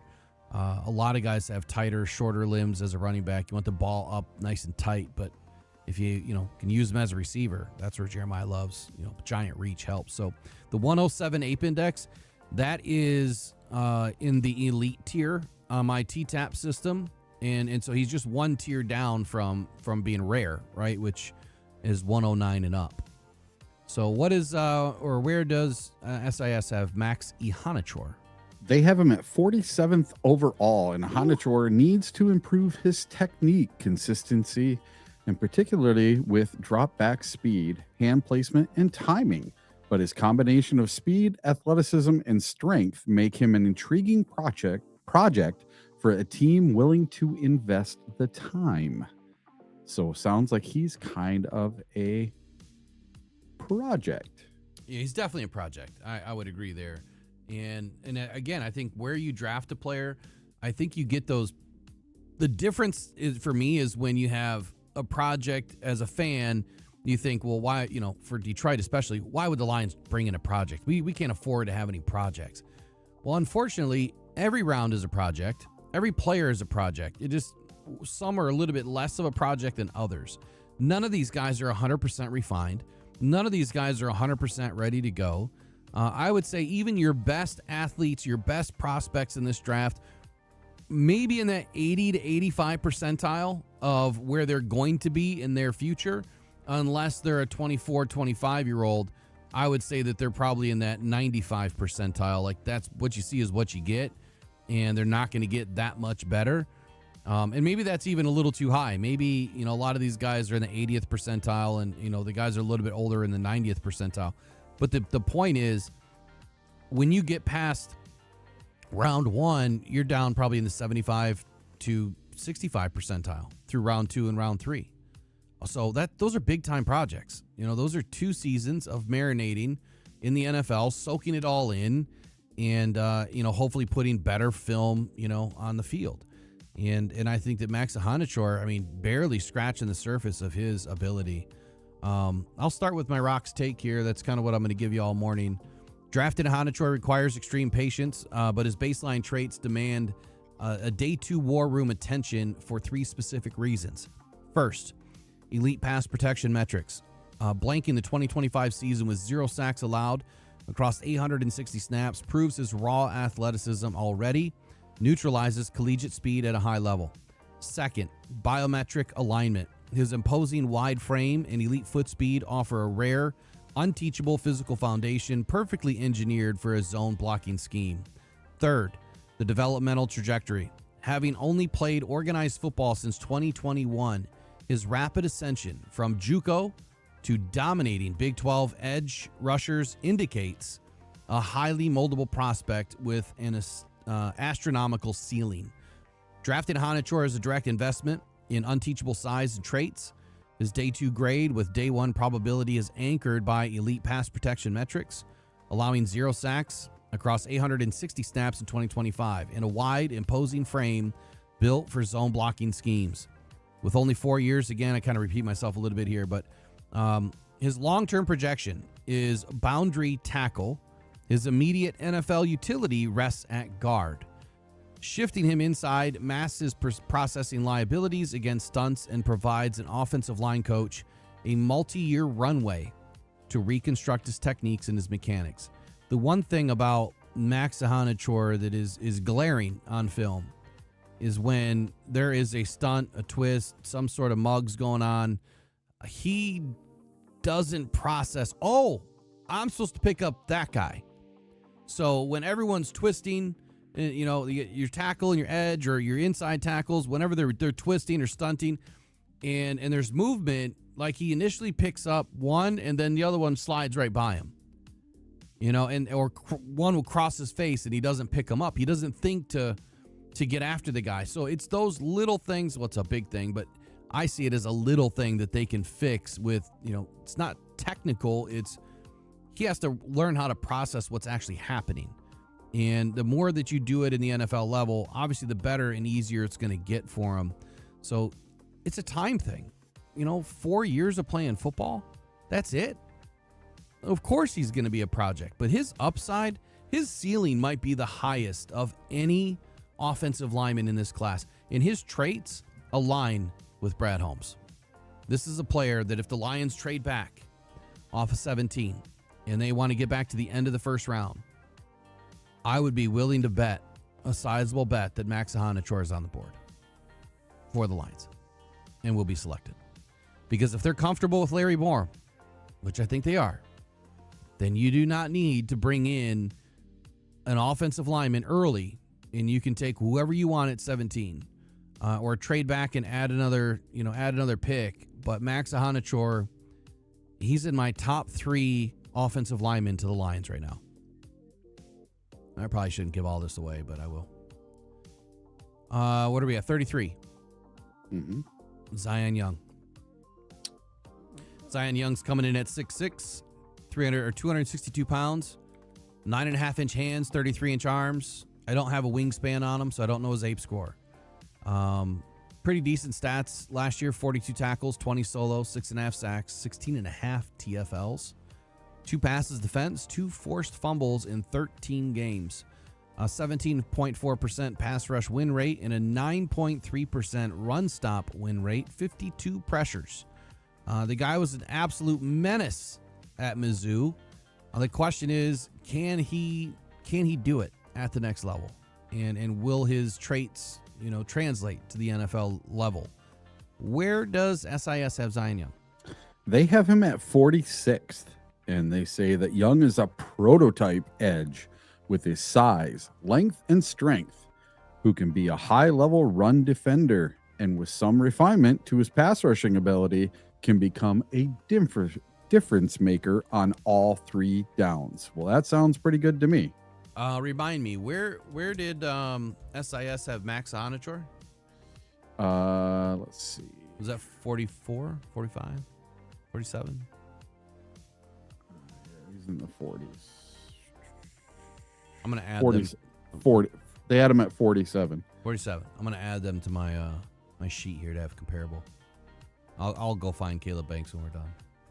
Yeah. All right. So I see this one I haven't finished yet. So I'm rewriting again all of my all of my analysis. I watch about 30 minutes of film, and then I go rewrite based on what I've already written. So I'll give you a little bit about what I said about him here. Zion Young plays with the kind of first-step urgency that forces tackles into recovery mode from the snap. The 2025 production I already gave you, so I'm not going to give you that again. On tape, the analytics track cleanly. Young consistently gains the edge with burst, converts speed to power when he stays square, and closes quickly once he wins the corner. His run-stop win rate, 9.3%, shows that he can be inconsistent holding the point, but his ability to create backfield disruption gives him clear rotational value early. Young projects as an ascending edge rusher with real upside if his play strength continues to develop. Now, his size projects cleanly to the Lions, too. At 6'6", 262 pounds, with requisite arm length of 33 inches, I mean, that's pretty close to 33 and a half. But I think 33 is the bar to entry for most NFL teams. The 9.5-inch hands, they help. I just don't know his wingspan, which would really help me to identify how much longer he really is. That would be big end for me, for Zion. So there's a possibility here that if the Lions do trade back, he could go as high as 25, I think, Zion Young. And I think he could go in the first round. But that's why I got him teetering on the border at 33. Number 32. Jeremiyah McCoy. I know a lot of you probably just gasp like, 32, Will, you're freaking nuts. Like, this guy's going to go potentially top 15. Well, maybe. I've heard a lot of teams were pulling Jeremiyah McCoy off the board. And I'm not as sold as what other teams are. And you know what? At some point, I have to inject a little bit of my thought process into this. I put him at the end of the first round for a reason. And that is because I don't know if he's going to go in the first round. He might not go until round 2 early. If teams don't want to invest a number 1 pick in a guy that has a degenerative, issue in his knee, then I would say that he doesn't go in the first round. I think that there's other players that could jump him. Stukes, Kilgore, Cease. I mean, there's 4 or 5 other corners, Colton Hood, Mansour Delane. They can all go ahead of him, and he might just get edged out of the first round. And I think that would be the smart thing to do, is to take him in the second round. So at 32, I have Jeremiyah McCoy. Where does SIS have him? They have him at 29th. Wow, we're close. So not too far off. And McCoy is a versatile corner with good play speed and the upside to be a strong cover corner. But his sticky hips and inconsistency locating the football, not to mention missing the entire 2025 season, could make for a bit more of a learning curve at the next level.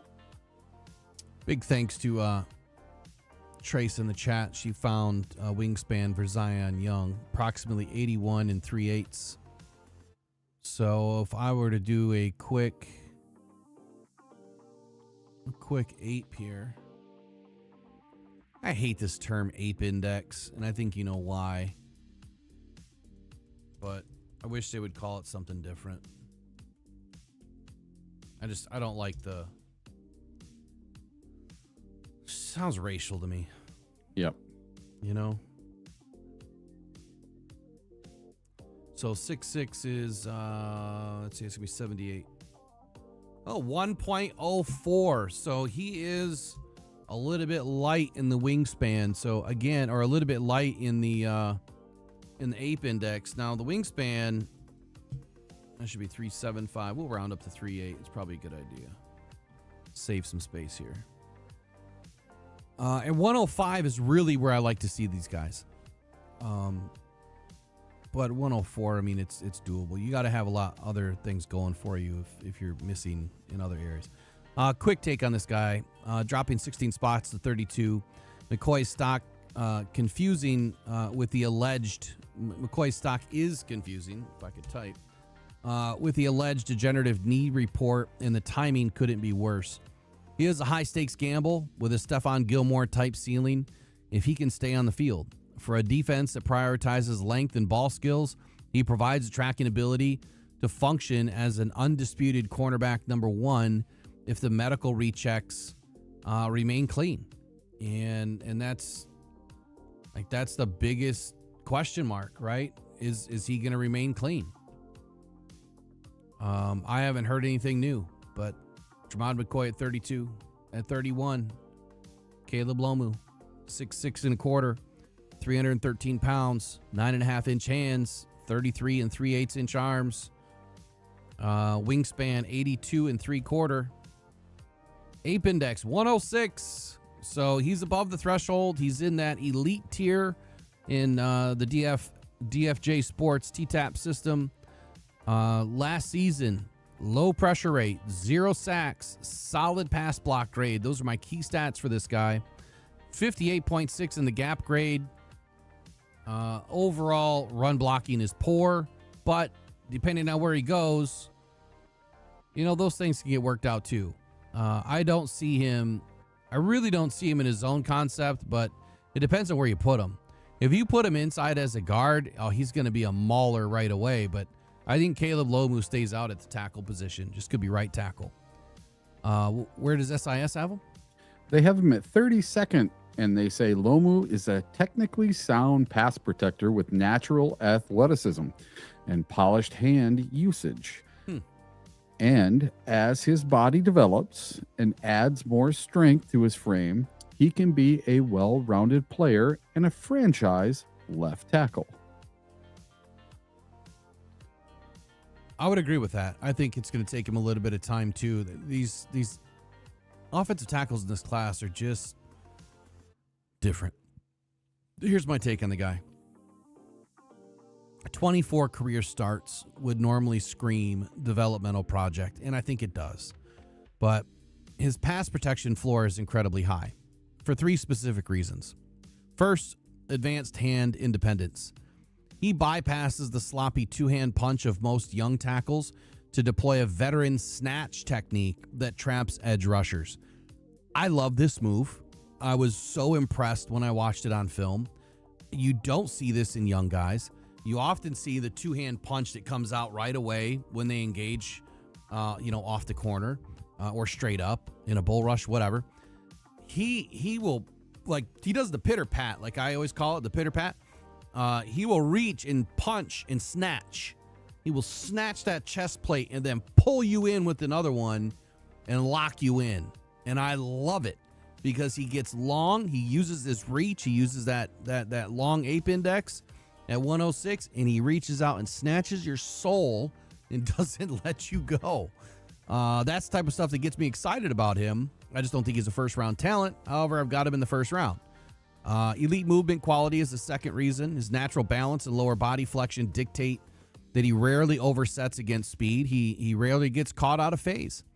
Third, 0 sack reality. Playing in 823 snaps without surrendering a single sack proves a fundamental and repeatable consistency in protecting the edge. He will get walked back by NFL bull rushes until he maximizes his frame in a pro strength program. But for the wide zone scheme, prioritizing a clean pocket, Lomu is a day one right tackle that can evolve into a blindside protector. I'm just a little concerned about the wide zone scheme for him. The gap grade, I'm even more concerned about, but we'll see where he develops. I think he's going to be at a minimum. You give him 2 years in the program, and I think that his ceiling will definitely develop. I think that he'll develop into a good player. He may not be an elite tackle at the next level, but I think he could be an elite guard. It just, is he willing to do it? And our team's willing to take the risk. I don't know. We'll see. We'll see on Thursday night how risky they're going to be, because I feel like the back end of this draft, we're going to see some names that we're not expecting. Number 31 was Caleb Lomu. Number 30, Colton Hood. 5'11 and 5/8, 193 pounds, 9-inch hands, 31 3/8-inch arms. Wingspan, 74.88 inches. Ape index, 105. So he meets all the requisite things that I'm looking for. That arm length of 31 3/8, you'd be surprised, but there are a lot of corners have sub 31-inch arms. Sub 31-inch arms. So, and in receivers too. A lot of receivers, sub 32-inch arms. So that's why the APE index is not as important. It's still important. It's not as important for corners and receivers, but at the same time, if you look at the corners that have been extremely good in the NFL, I'm willing to bet 90% of them have long arms. And that's, I mean, it's with any position. The longer you are, the easier it is to either keep your opponent away from you or displace the football, right, at the catch point. And so the longer arms definitely help. 50 tackles last year, 1 interception, 8 pass breakups, 4.5 TFLs. That is a big number for a guy playing out on the corner. 1 forced fumble. 20 stops last year in the run game. 4 missed tackles, pretty low. Previously was number 44 in my top 50. He has now jumped 14 spots to number 30. Where does SIS have him? They have him at 15th overall. Whoa! Yes. Hood showcases lockdown potential on the outside, and if he can round out his game to improve his consistent impact, NFL receivers will be on notice. Wow. Where was he before? Does it say? Don't see. I'm gonna have to email and ask. I didn't finish out my new analysis on this, but I'll just give you some Cliff Notes versions here. Few SEC corners in 2025 showed a more natural feel for route anticipation. Remember, I used the buzzword the other day, anticipatory, and this matters to me.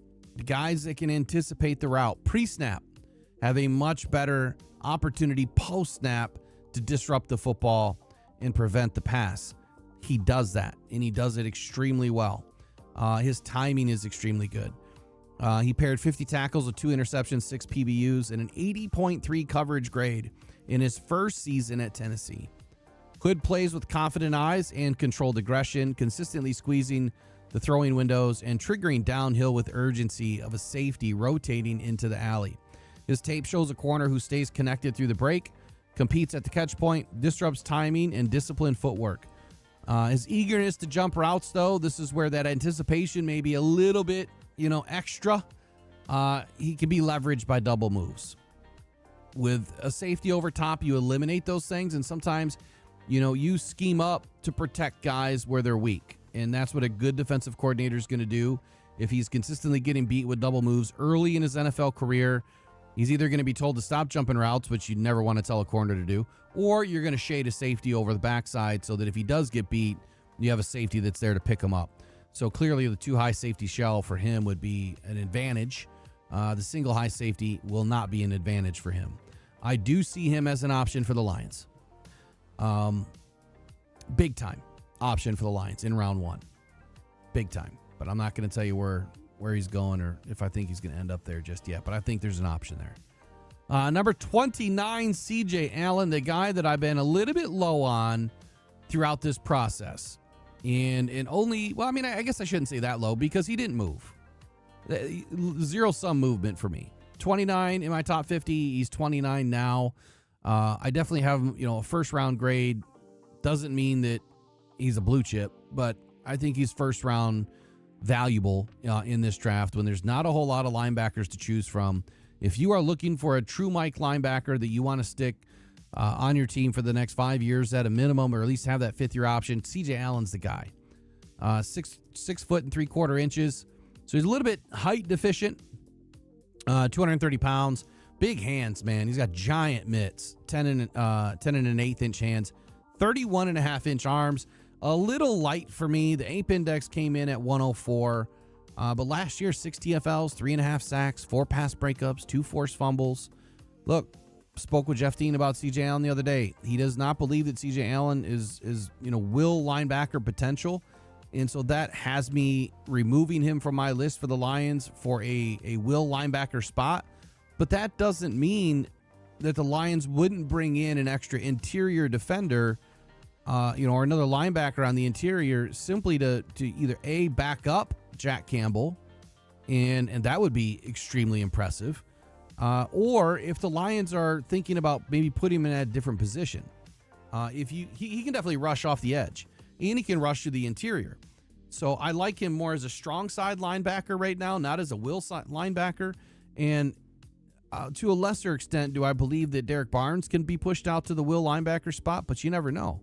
The Lions might be looking at doing something like that, but I would say that Derek Barnes' coverage ability is not good enough. Going back to the 3 safety show, right? If the Lions use 3 safeties, you're going to have 2 linebackers on the field. Wouldn't you rather have 2 run stuffers in the middle of your field with an extra safety that can pick up the coverage? You may not have to drop in coverage, but you might have to cover the flats, and I think that C.J. Allen can do that. So I do like him as a potential to the Lions. I would not want to see him taken in the first round at 17, but if the Lions are able to facilitate a trade to move back up, I wouldn't hate the pick, especially when you're looking for, a little bit of pass rush upside and his ability against the run. I think he's a premium player. Just don't like him as a will linebacker. So he's definitely a Mike. I'm not going to go through the rest of my analysis. I think I gave you enough. Agreed? Well, SIS has him as the 20th overall player on their list, and Allen is an instinctual, quick reacting off-ball linebacker who can be stout against the run and be a reliable coverage defender at the second level of the defense. Now I'm going to step away for... Oh, yeah, go ahead. I'm going to step away for about 2 minutes. I'll be right back. Yeah. All right, number 28. This one I have heartburn on, literally. Avion Terrell. I really don't know what to do with this guy. I love his film. I love the tenacity. I love the fiery behavior. I don't love the size. I really don't love the size. Now, I've seen where he's... Let me look up SIS too.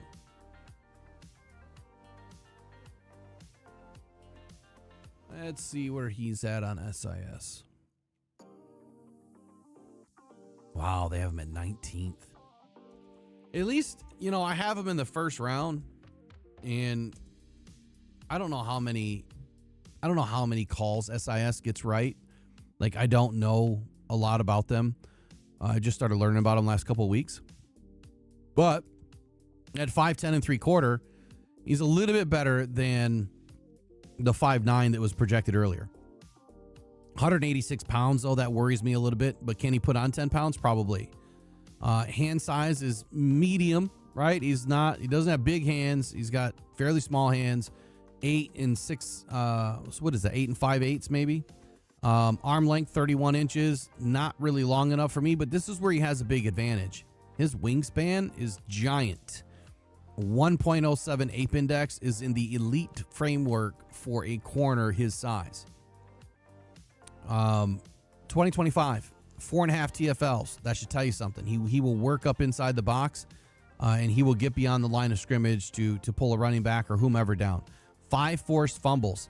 This guy is a peanut punch artist. 11 pass breakups. I mean, just ungodly numbers. He had an excellent year last year. My red flags, he could use another 5 pounds added in strength. I firmly believe that number should be closer to 10. It's probably not going to mess with his speed a whole lot. I had him at 30th in my original top 50 that I put out before the combine, right? Before the combine. And now I have him at 30th post-combine. Or was this one post-combine? Oh, oops, let me do that. Let me see what my other ranking was.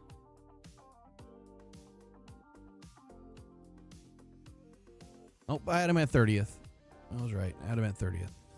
So, Avion Terrell, man, high urgency player. He's versatile in the defensive back position who can weaponize the perimeter at the NFL level just like he did at Clemson.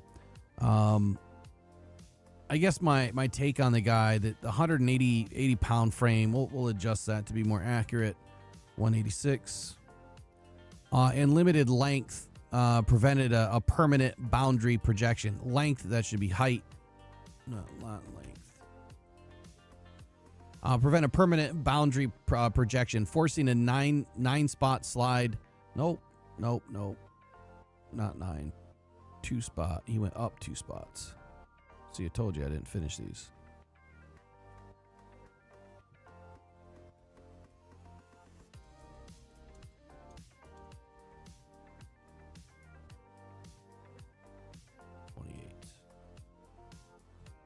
You can see where I was originally going to put him until everything changed. Anyways, 28th overall on the board. The tape and the historical data validate that. No, it doesn't. No, it doesn't. That was the old one. See, I'm gonna have to come back to this one. I didn't finish it.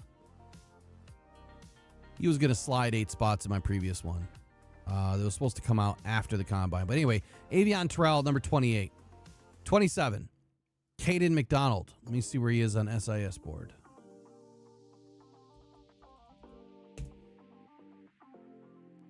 He is number 21. Oh, you're back. Okay. Go ahead and tell us about Kadyn McDonald. At number 21, McDonald has what it takes to be a disruptive force at the nose tackle position at the next level through his physical tools, play strength, and hand usage, but he has room to grow as a pass rusher, which he should be able to do given his current inexperience. Is it just me, or did you get really soft? I don't know. So for me, obviously at 27 is a premium position. I don't really like the interior class this year in the first round. Defensive tackles, I really don't. But I think that teams that are in need, they're going to take one. Again, this is not a predictive model. It's a blend of a predictive model and a rankings model. It's pretty tough to do both that way, but I attempted it, and I think I did okay with it. At the end of the day, I mean, when you see that SIS has the guy all the way up at 21, that should tell you something. When a lot of analysts are not super excited about the interior defensive line this year, like there's just a lot of deficiencies. Size in some of these guys is just not there.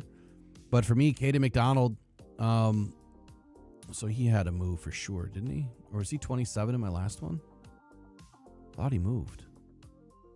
Nope. Lateral move. He didn't move anywhere. Previous ranking was number 27, and this time is 27. Kadyn McDonald produced 65 tackles, 9 tackles for loss, 3 sacks, 2 forced fumbles, 26 defensive stops across 14 games in 2025. Could you imagine, Eric, if the Lions doubled back and grabbed another Ohio State guy to run with Tyleik Williams? Oh.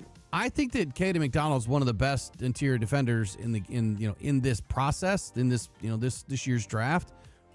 But I don't think he's as good as a Tyleik Williams. It was deserved of his 28th overall pick. I don't necessarily see Kadyn McDonald being deserved of a first round pick just yet. I think that he has a long way to go, but I think that he has a lot more juice in his game, and he's going to provide more of that bigger nose tackle, projection for me. And the TFLs mean a lot, right? And the 3 sacks, he has a little bit more pass rush upside than I think Tyleik Williams did. Tyleik Williams is, that dancing bear, just like Ali McNeil. And if Kadyn McDonald is even more so, very similar size to Tyleik Williams, the Lions brought in last season, very similar size. I'm most concerned that Lions fans feel like anytime you get a defensive tackle, you need a guy that gets 10 sacks a year. And that's just not the way it happens, man. Like, defensive tackles, nose tackles, they hardly ever show up in the stat sheet. But it's what they do by picking up double teams and being able to get your linebackers clean through the gaps. Like, that's their job. Their job is to stop the run, take on double teams, and free up a gap so that somebody else can hit it. That, like, getting after the quarterback, that happens, right? I mean, of course it happens. Pushing the pocket and getting that quarterback uncomfortable. That's exactly what I'm expecting from these guys. And Kadyn McDonald can do that. On tape, the analytics do make a lot of sense, though. McDonald consistently wins underneath pads, absorbs double teams without losing ground, and disrupts blocking schemes with his first step and his balance. He's not a high-end interior rusher, but he generates enough pocket compression, which is super important to impact the timing of a quarterback. Eric, you watched a film, I think, then on Drew Petzing and on Jared Goff, where he was saying that Jared Goff was going to get hit, and he was in a very compressed pocket. There was 4 guys that were draped around Jared Goff, and he just took one little step forward and launched that ball to Amon-Ra St. Brown. It's that type of pocket compression that you're looking for in these interior linemen. You may not get there all the time, but when you force a quarterback off their spot, bad things usually happen.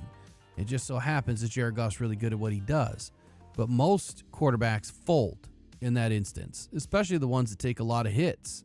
They fold because they know that the hit's coming. Jared Goff doesn't fold. He'll take the hit.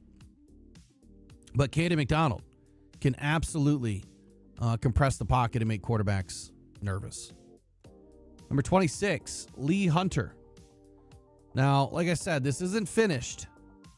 I initially had Kadyn McDonald ahead of Lee Hunter. And that may not change. It may not change. But tonight, when I finish, I had Lee Hunter already sliding one spot from 25 to 26, and he might slide 2 more spots just behind Kadyn McDonald. I'm even surprised at myself putting 2 interior defensive linemen in the top 36. Well, 3 with Caleb Banks. But, man, I really love the way he gets into the backfield. And I love his length. He's a supreme athlete with a big body. Where does SIS have him? They have him at 24, and they say Hunter is a massive nose tackle with the burst, strength, and run stuffing ability to be a prototypical nose tackle, while he continues to improve his pass rushing impact on the way to a true 3-down player. DJ Reader. Yeah. The other day I was reporting on DJ Reader, obviously not getting picked up by the Bengals. And there was a window open for him to go to the Lions. And my whole point was that he was going to get signed after the draft. Well, that's true. Apparently he's going now to the Giants, and he's going to sign after the draft. I don't know, maybe not hold your breath, but that's the big rumor of the day, that's where DJ Reader's going to go. I guess I'm not surprised. Lions can't afford him. So Lee Hunter from here. What were the cliff notes there? Did they say anything about his run stuffing ability or? Yeah. So let's see. They just say he's a massive nose tackle with burst, strength, and run stuffing ability. Okay. Well, we agree because my first 4 words is 2 words. Run plugger. Hunter is a wide-bodied run stopper, 34.25-inch arms on a 330-pound frame. So when you talk about a guy that can get up and get, keep the offensive lineman away from you, helps you, with all of your pass rush moves or whatever you're going to do, but it also allows you to keep the offensive lineman off of you so you can see where the running back is. He collapses the line of scrimmage like a slow motion avalanche. He just keeps moving forward. No one's anchor that I really saw at the college level was able to keep him back. He produced 41 tackles, 10.5 TFLs, man. That is a huge number. 2.5 sacks. Like, you essentially had 13 sacks, right? Because TFLs, it's just a sack on a different player, not named a quarterback. 16 defensive stops, and then he has an advanced metrics, 10.6 pass rush win rate, 11.9% run stop win rate in 19 hurries. His PFF grades, 82.7 against the run, 74.3 against the pass, 80.5 overall. Really reflected for me in his tape. Stout interior defender, real point of attack strength. The size and leverage make him difficult to move, and he consistently compresses the interior gaps of power. His pass rush game is still developing beyond a bull rush foundation, but his strength profile and first step quickness give him rotational value early. He projects as a dependable run first defensive tackle with upside as a pocket compressor. Now, in the 4-3 scheme, you need a nose tackle at times, depending on what you're going to run. In a 3-4 scheme, you definitely need a nose tackle. I see him more projected as a 3-4, especially with his size, but the Lions are not shy away, from using a player like this. I mean, they drafted Tyleik Williams, who was right in that same wheelhouse as far as weight. I think he was like 326. It all depends if you can move, right? If you can move. I'm not saying that you want to put this guy off, on the edge, as a 5-tech, but I guess it's possible. Anything's possible as long as you can move. But I do believe the Lions are looking for the run stuffer in someone that could advance the pocket and get to the quarterback. Can he do it? I think he can do it about just as good as what Kadyn McDonald could. So it's kind of a flip of a coin for me. But I do believe that Lee Hunter is a much better run stuffer than what Kadyn McDonald is. So I wouldn't be surprised here if the Lions go interior with their first pick, if the offensive line group gets plucked clean before they can pick. All right, number 25, Keldrick Falk. Now, this is a player that I was going to drop all the way out of the top 36. I left him in for now. The question I have is, where does SIS have? They have him at number 30. Wow, so he's still in. Yeah, and they say that Falk is an NFL-ready run defender who has the physical tools to be an effective pass rusher if he improves his get-off, plays with more purpose, and plays with better pad level. I guess I want to know from the chat real quick. Who is your number one prospect for the Lions, positional-wise, in the first round? Like, if you had a choice, what would you do, given the scenario of the players that should be available, the needs that you have on your team? Would you be okay with a player like Keldrick Falk? Eric, I'll ask you. Would you be okay with a player like Keldrick Falk at 17? Or back up to 25 and you take him? Yeah, I mean, I would, just because he is that big-bodied, long, run-stopping, set-the-edge kind of a guy that the Lions want on the opposite of Aiden Hutchinson. And if they can get him to be an effective pass rusher eventually, I think they're fine with that, because he's got a great frame. He's really good at disrupting the run. So the pass rush is the only thing you have to ask about this kid. Is he just not quick enough off the line?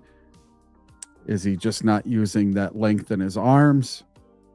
That's something that I think the coaching staff could get out of this guy. So I wouldn't be too disappointed if the Lions drafted Falk.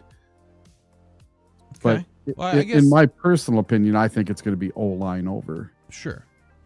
So for me, it's pretty simple. When you look at the types of players that are available in this draft and the talent void that this draft is really in, right around pick 17, it starts to drop off in a hurry, and it's going to stay there until probably about pick 39, and then it'll pick up a little bit, and then it's going to drop off again around 80, and it's going to stay there until about 120.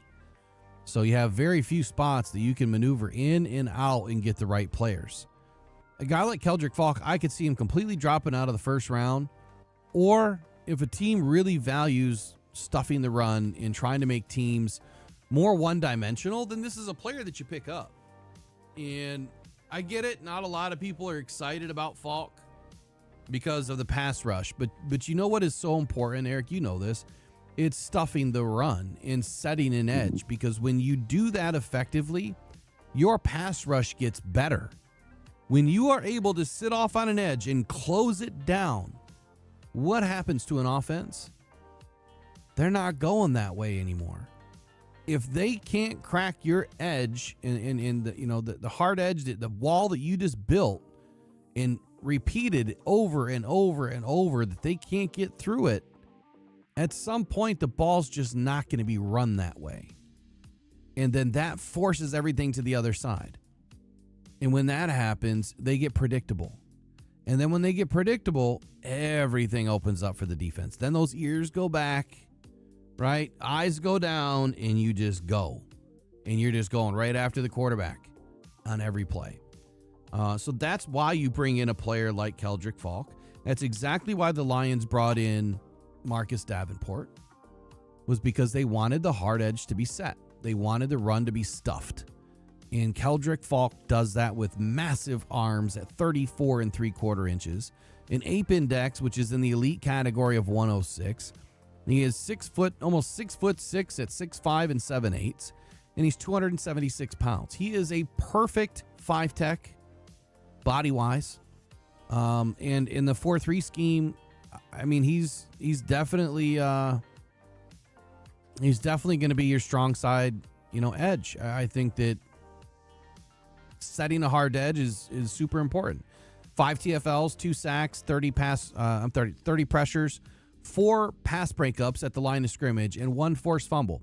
Now, I want to say that I mentioned Nick Scorton in my workup here. Maybe I didn't.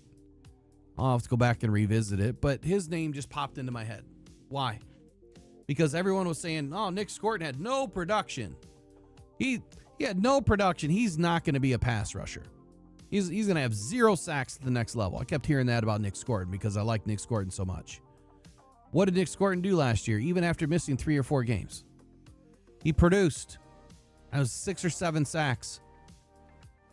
That's a pretty damn good year. If you go and look at the top 50 sack artists last year, he was in the mix. That's a pretty damn good year. So just because he had limited pass rush attempts or limited pass rush production doesn't mean that he can't rush the passer. You have to look at the scheme of what they were running, and if Falk was not tasked with getting after the quarterback and didn't have that free opportunity to rush, well, then that explains it, right? And I'll let you all be the judge of that after you review the film, but I'll tell you what I think. Falk isn't going to win with flash, but he brings something every defense needs: control at the line of scrimmage. This is a tone-setting edge who can lock down the run game early in his career. The pass rush is still developing, but the tools are there once it clicks. I see a high-floor starter with long-term value, especially for teams that prioritize physical fronts and defensive versatility. He's scheme neutral to me. I think he can fit 3-4 and 4-3 just fine. And I want run pluggers, man. Why? Because, again, if we go to a 3 safety look and your edge is holding firm, now you got a safety that's rushing. Now you got a linebacker that's rushing, right? Everyone's rushing. You don't need to always rush a defensive end. You can get pass rush upside all over the place if you scheme it. And you don't even need to blitz, 5 guys, 6 guys, 7 guys. You can blitz 1. You can hold your edge. You send Aiden. Your DTs are doing their job. Your linebackers are picking guys up. And if you have 3 linebackers in, one of them could be the free rusher. Or you roll down that third safety, and now you don't know where it's coming from. It could be the safety off the left or the nickel off the left. It could be the safety off the right, or it could be the linebacker in the middle. That's the kind of the versatility that I want to see in the defense. I like Keldrick Faulk. I don't know if he's going to be chosen in the first round just yet. Guess we'll find out tomorrow when I finally release the top 36. 24, Monroe Freeling.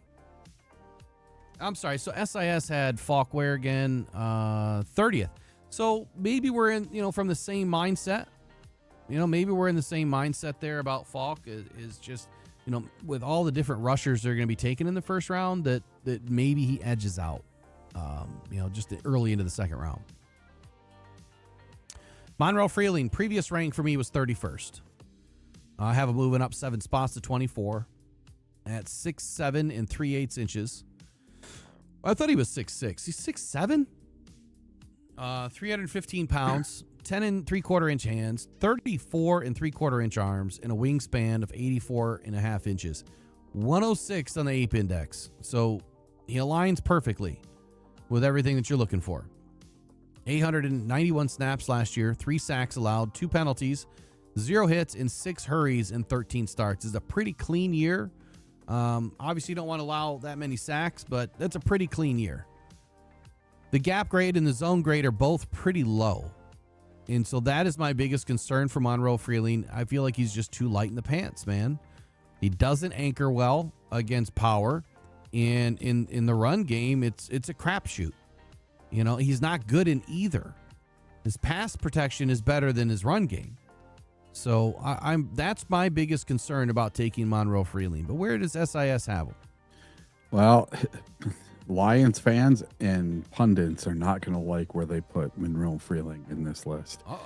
They have him at 42nd overall. So you're talking second round pick. Freeling is an athletic specimen with very good size, a heavy punch, and quick feet to warrant a starting spot at the next level. But he needs to clean up and tweak some techniques to reach his full potential as a blocker. And I will say this.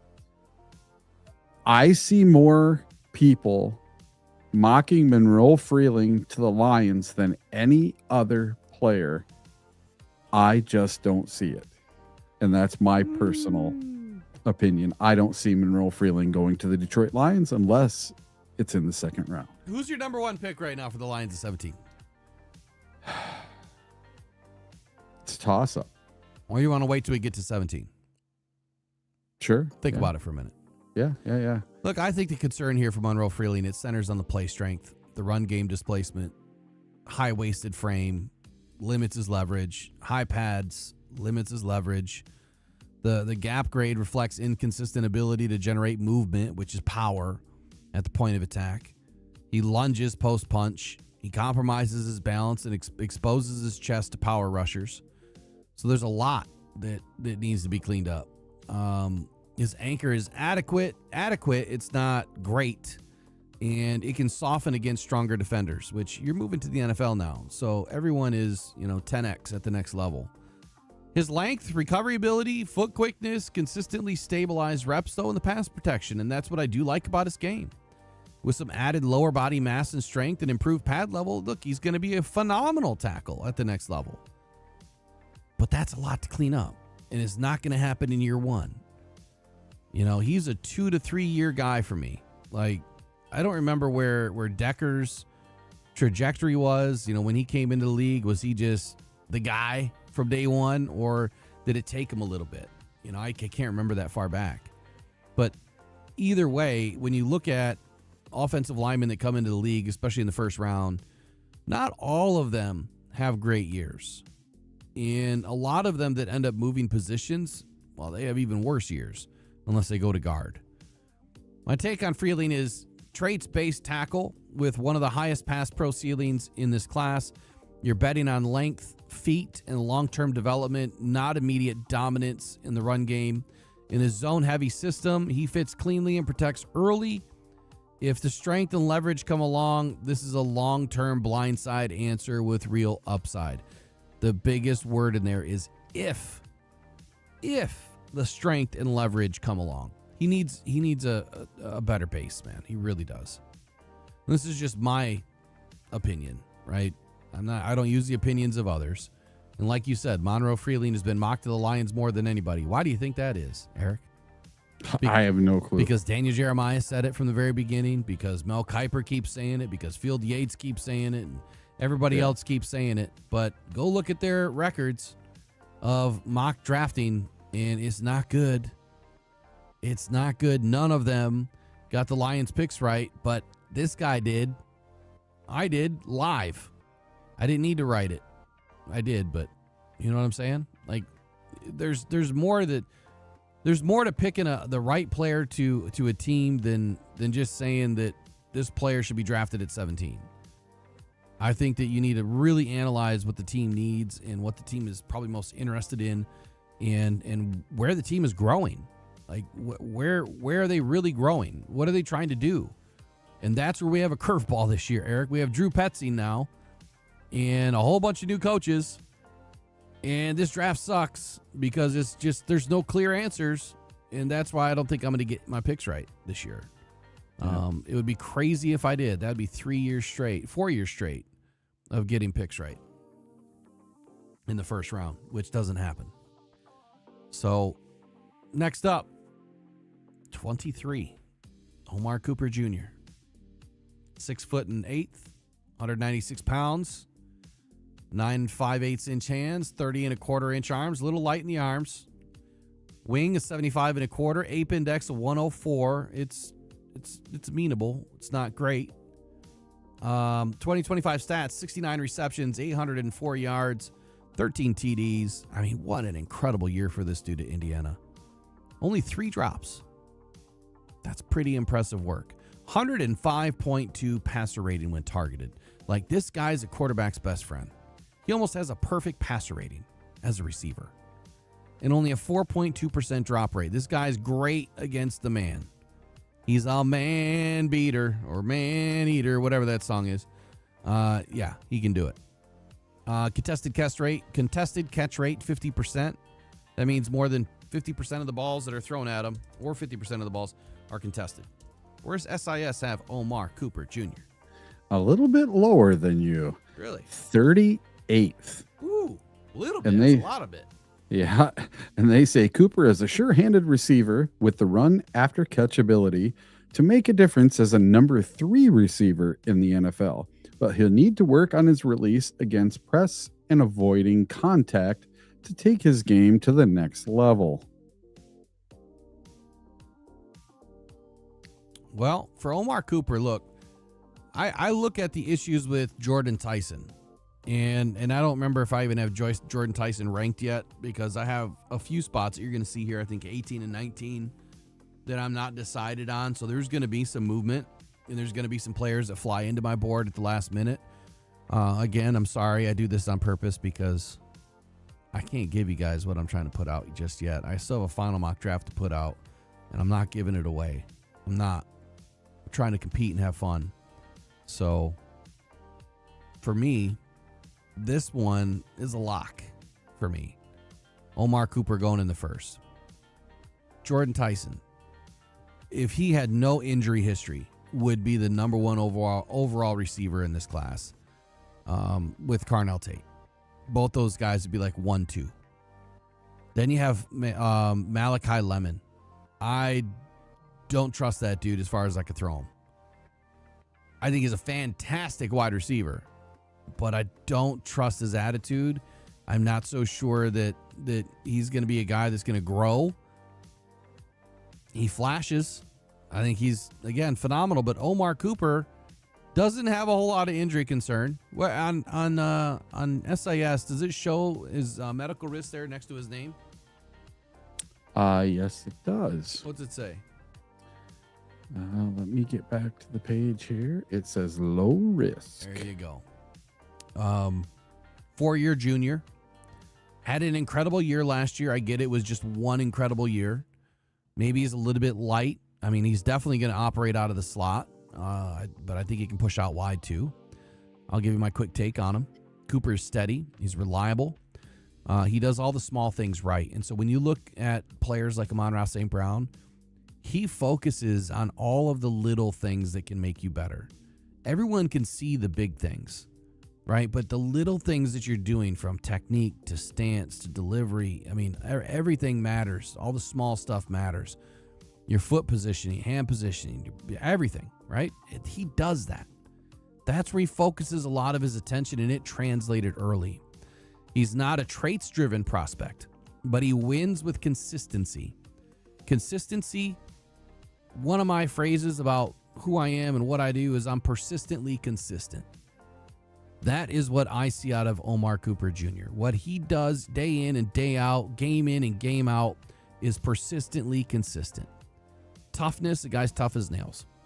Trust at the catch point, I mean, that's evidenced in the 50% contested catch rate and 145 passer rating when targeted. I see now this is where my analysis maybe will differ a little bit. I see a high floor wide receiver 3 to start, right? With the ability to outplay that role in the right system and become a consistent contributor early. Now, wide receiver 3, the reason why I go there is I think where he's going to get selected, he's going to have to fight to get to that second option, right? To be the wide receiver 2. But I think you inject him in the slot right away, and that's where I think he's going to do a lot of his damage. When you take a look at like his speed in that, he was one of the faster wide receivers at 4.42. He's not necessarily a burner, right? But he has the requisite speed. Isaac Tesla ran a 4.44. So you can kind of put both those players in the same box. You know, let's see where Omar Cooper develops. He might be a 40 catch, 605 touchdown guy this year. And there's nothing wrong with that, even if he's taken in the first round. But you give him an extra year to develop, and he's probably going to be an 80 catch, 850 guy with 7 touchdowns. And that would be a phenomenal career for him if he was able to stay consistent with those kinds of numbers, because everybody needs a receiver like that on their roster. And I think that Omar Cooper Jr. can do that. Number 20. Go ahead. Packers in the first round would love to have a wide receiver catch 1 touchdown in a season. Yeah. I could see him going to the Packers. I could. I really could. All right. Next up is Akeem Messidor. Number 25 on DFJ Sports board of the top 36 small board. 6'3", 259, 10-inch hands, 32 and an 1/8-inch arms, wingspan of 78.68 inches, and an ape index of 105. So he just meets that threshold for me. Arm length, I wish it was a little bit longer, but I am less worried about his arm length because of the fact that he has been consistent through his career. He has, 6 years, I think, of NFL or 6 years of collegiate film. But this is a high floor guy, very limited ceiling. What you see is what you get now. He'll progress a little bit at the next level, but this is what you're going to get out of him. 20.8 pass rush win rate, 55 pressures, 42 hurries, 21 stops. He's just as good in the run game as he is in the pass rush. He was previously ranked 25. He's moving up 3 spots to 22. My big red flag for him was just the arm length. My take on this guy, sliding 6 spots to 25 on my board. No, see, I didn't redo this one yet. Hold on. We'll just X this whole thing out. I got to rewrite it. Go to my conflicts for him. Primary conflict centers on his runway and medical history. As a 25-year-old rookie, which that carries its issues, right? With a history of bilateral foot surgeries, some scouts question how much physical growth remains for a 6-year senior. And I would say marginal at best.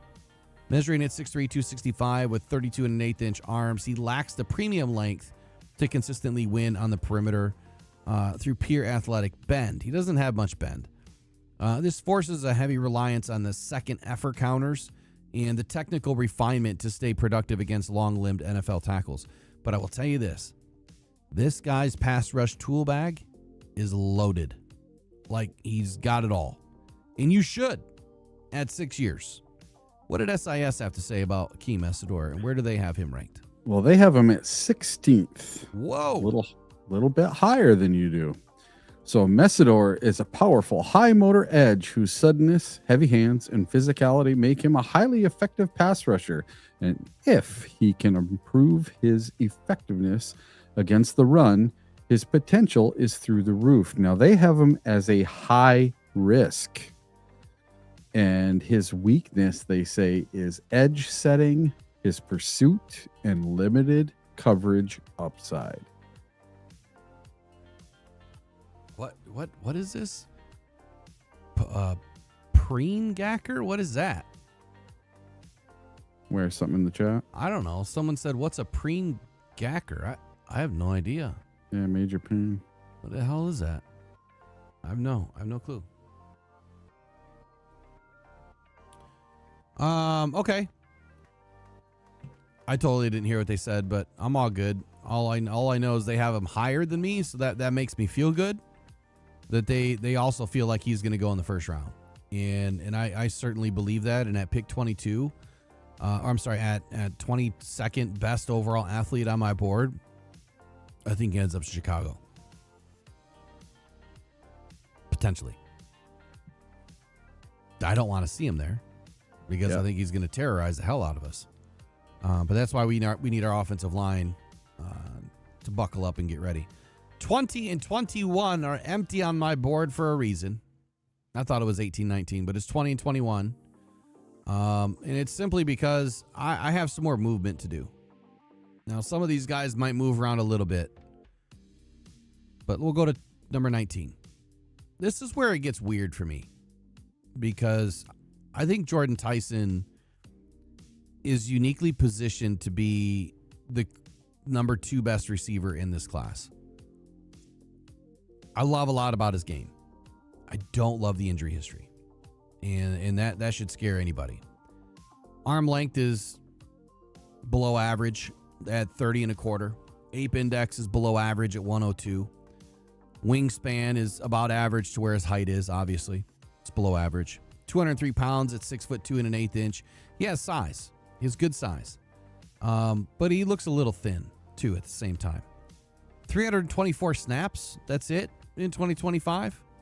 61 receptions, though. 711 yards on 324 snaps.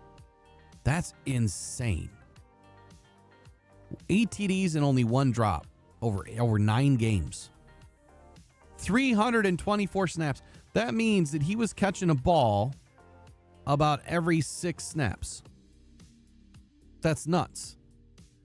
43.8% contested catch rate, 1.6% drop rate, 108.2 pass rush win rate when targeted. All great numbers. All great numbers. Big red flag. Recurring injury history is significant. I did have him at 22 before. I have him moving up 3 spots to number 19. What does SIS say? Well, they have him number 9. What? Now, he is the number 1 overall wide receiver on their board. And they say that Tyson is an NFL-ready receiver whose clutch ability and contested catch prowess should give him ample opportunity to earn his quarterback's trust early in his NFL career. And he is also in the high-risk category for injury.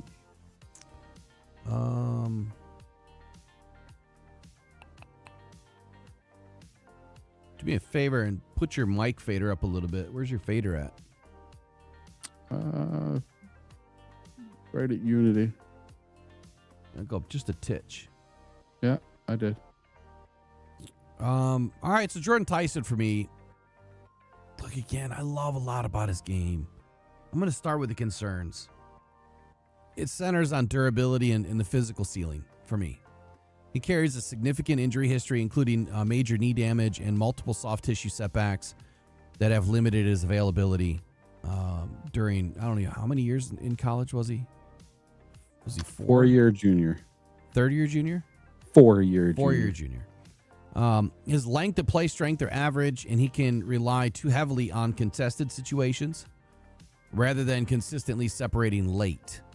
And if what I mean by that is this, he survives a lot on contested catches, but they're contested downfield. Why does a receiver run downfield and then get contested?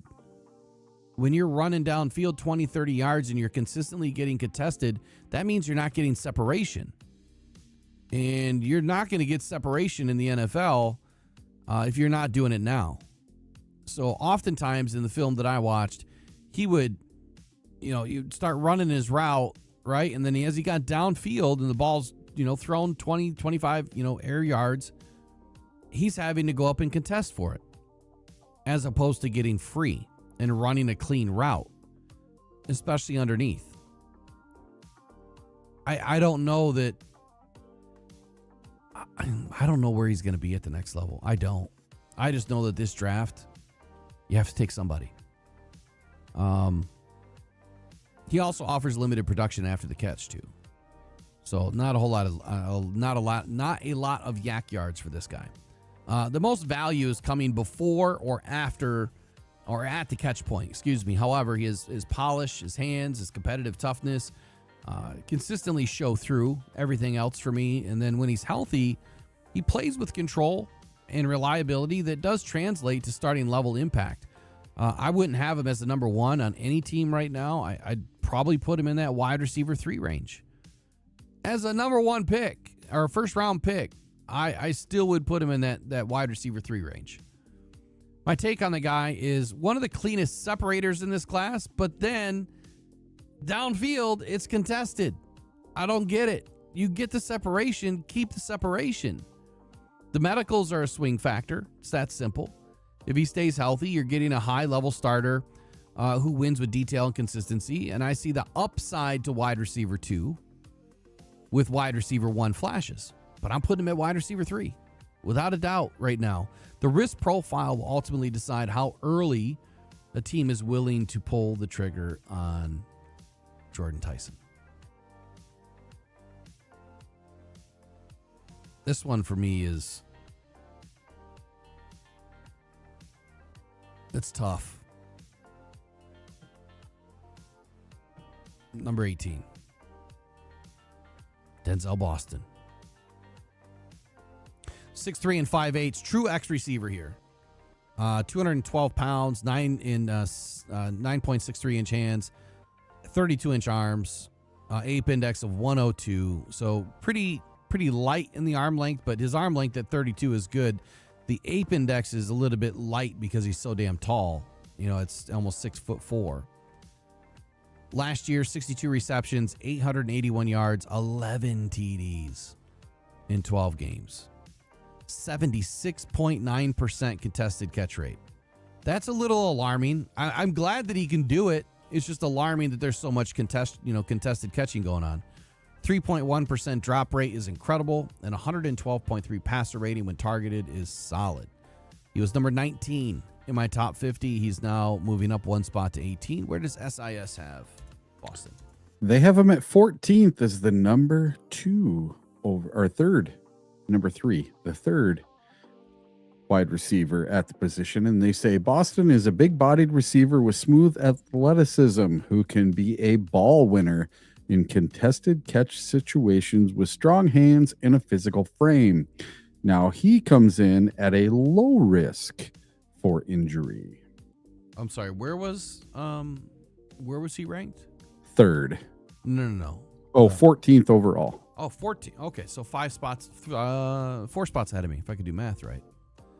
Look, this guy is the ultimate X receiver. He's 21 years old. There's a ton of upside to this dude. If you want a boundary guy, you need an X receiver. You want someone that you can isolate on the perimeter to win one-on-one matchups. He's your guy. He profiles as a possession-driven boundary target who thrives in contested catch situations and high leverage downs.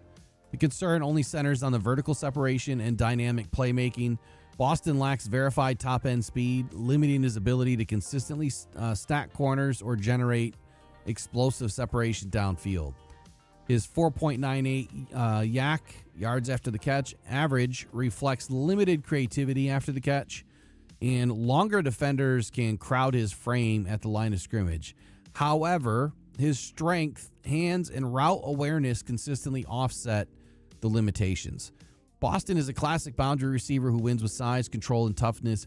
He's not going to separate with speed, but he doesn't need to. He wins at the catch point on critical downs. This is a high floor X who gives quarterbacks trust in tight windows.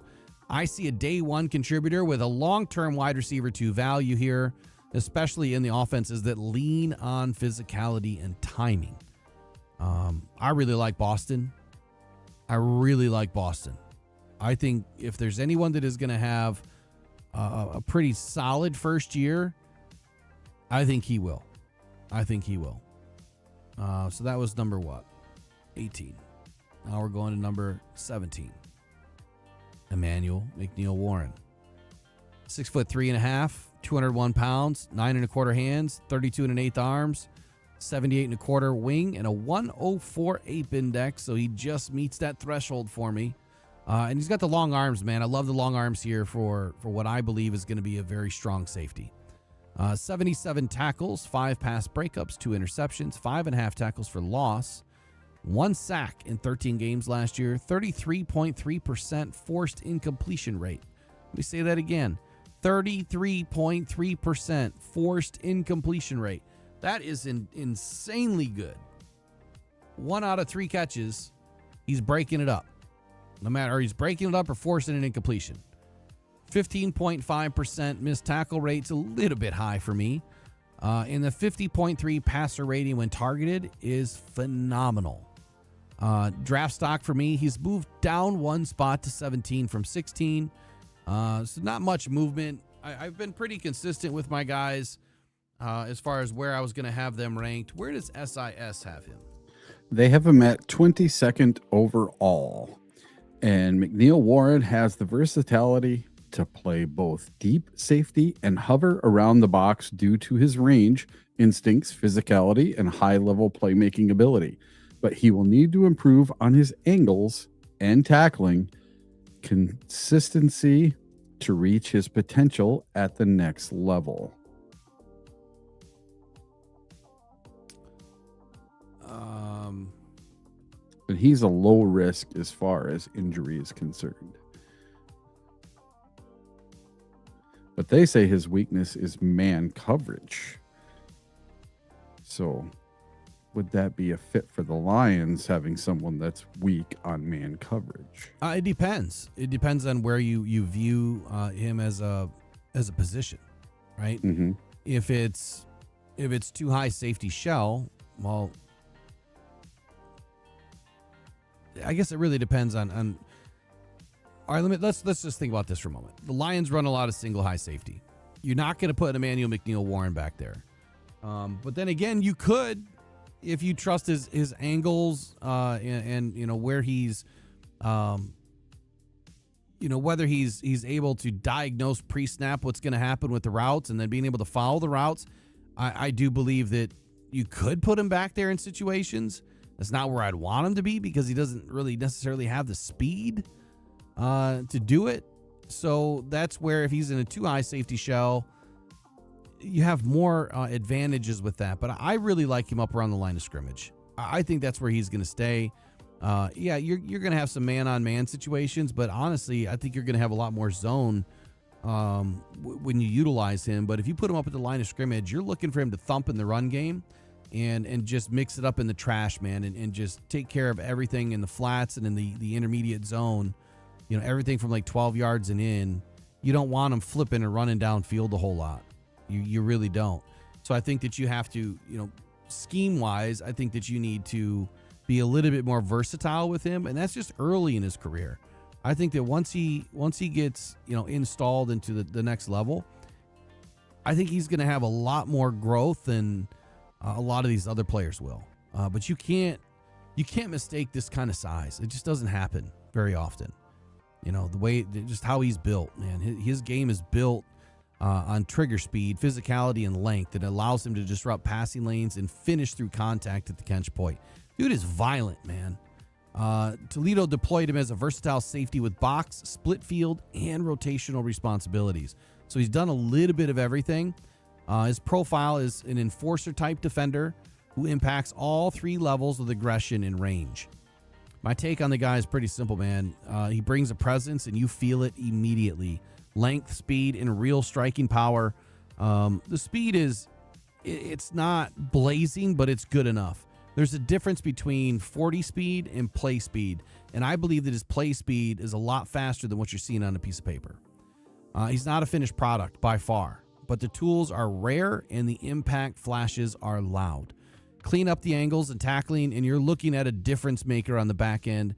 I see a high upside starter who can reshape a secondary's physical identity and bring immediate value in sub packages and special teams. This dude's going to crush it. He's absolutely going to crush it.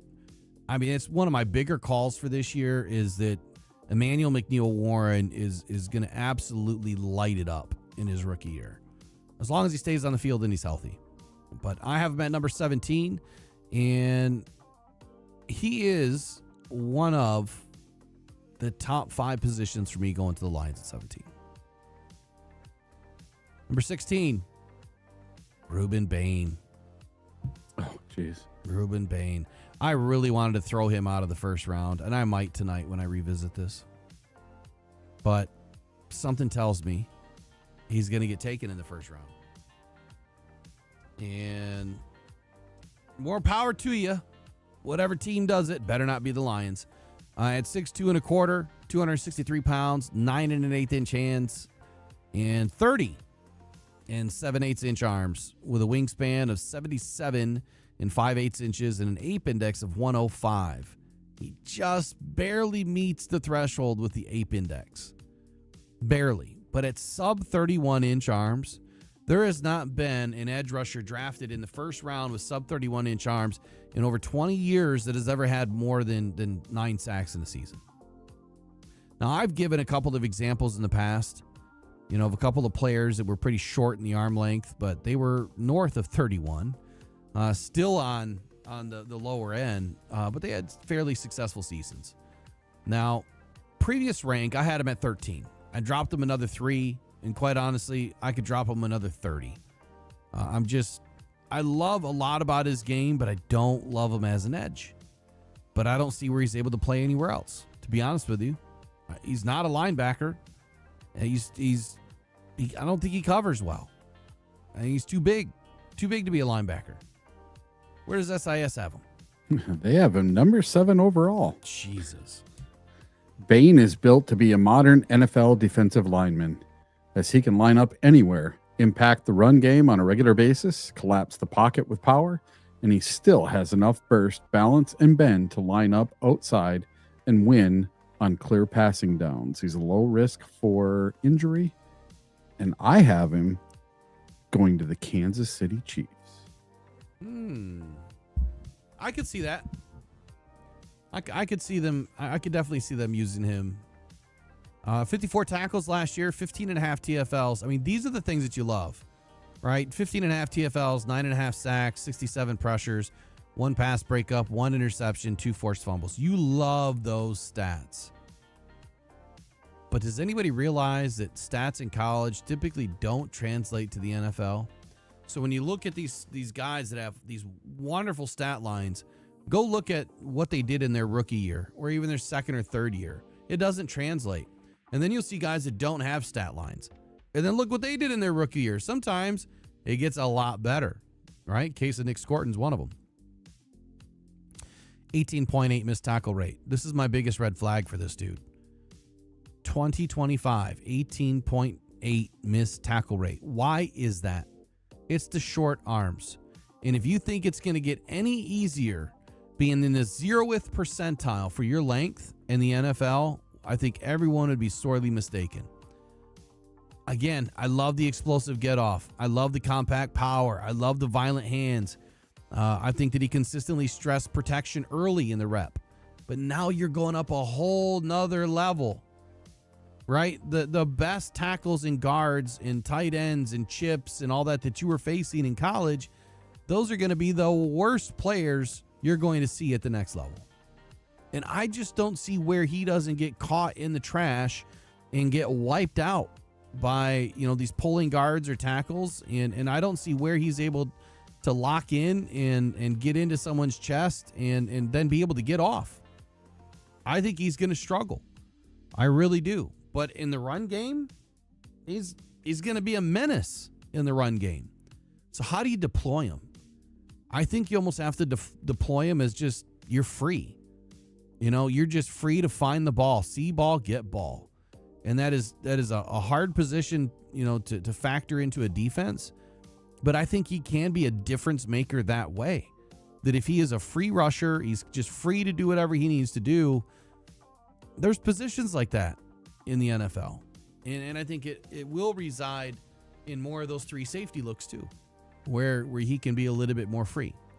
My concerns center on the length. Obviously, the finishing consistency, the sub 31-inch arms really limit his ability to control first contact. You get the longer tackles are going to engage. They're going to steer him off the path. They're going to get into his chest plate, and they're not going to let go. Someone's going to take him early. And look, if he finishes in the top 50 in his rookie year for metrics, I'll be surprised. Bain is a high risk, high reward projection. Arm length is real. It changes the evaluation.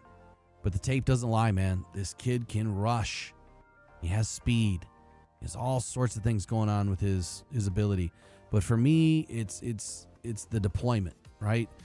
Do you keep him outside as a full time, or and you're fighting an uphill battle with that, or do you move him around and let him attack the guards, and then he becomes a problem? And I think that's where you need to put him. I think I see a day one impact as a rusher with inside out versatility and real disruptive upside in the right system. It's going to take a specific scheme to make him great at his job. All right, number 15. Kenyon Sadiq, the freak, man. This guy is really an X receiver in a tight end body, or really a tight end in an X receiver's body, I should say. He's the Calvin Johnson of tight ends. That's what I've, pegged him at a couple of months ago, and I think there's been a few more people saying the same thing. Where does SIS have Sadiq? They have him at 26th overall. Wow. Okay. He's the number 1 tight end, and Sadiq is an athletic, competitive, smart tight end who has the ability to be a mismatch at the next level. But a lack of size and run after catch skills could limit his overall effectiveness as an H-only player. As an H-only player? That's what it says. He's a Y tight end. Yeah, I don't understand it. What? And lack of size, he's 6'3" and an 1/8. I don't get it. He's got 10-inch hands. He's got 31.5-inch arms. His ape index is near the threshold. His body size is okay. His body size, compare that to Denzel Boston. Boston is 6'3" and 5/8. Sadiq is 6'3" and an 1/8. Boston is 212. Sadiq is 241. Hand size for Boston. Where was Boston at? Hand size 9'6" for Boston and 32-inch arms with a 102 ape. Sadiq's hands are bigger. His arms are half-inch shorter. His wingspan is on par, but his ape index is longer. And the difference? Sadiq runs a 4.4. Boston runs a 4.5. Huge difference. Sadiq is a burner, man. Really love this prospect. Contested catch rate, 58.3%. 145.5 passer rating when targeted. Damn near elite, perfect passer rating. Did have 6 drops. That is a point of contention. Quickly, though, Sadiq is the most explosive tight end in the class, and that speed changes how defenses align. Now you're drafting a mismatch weapon, not a traditional inline Y all the time, but if the hands stabilize, he becomes a nightmare down the seam and a true offensive stress point. I see an impact. I see an immediate impact, immediate sub-package contributor with the upside to grow into a featured receiving tight end in a modern offense. Next up, let's go to 14. This is where Kadyn Proctor is. We've talked about Kadyn Proctor a lot, so I'm not going to go deep, but look.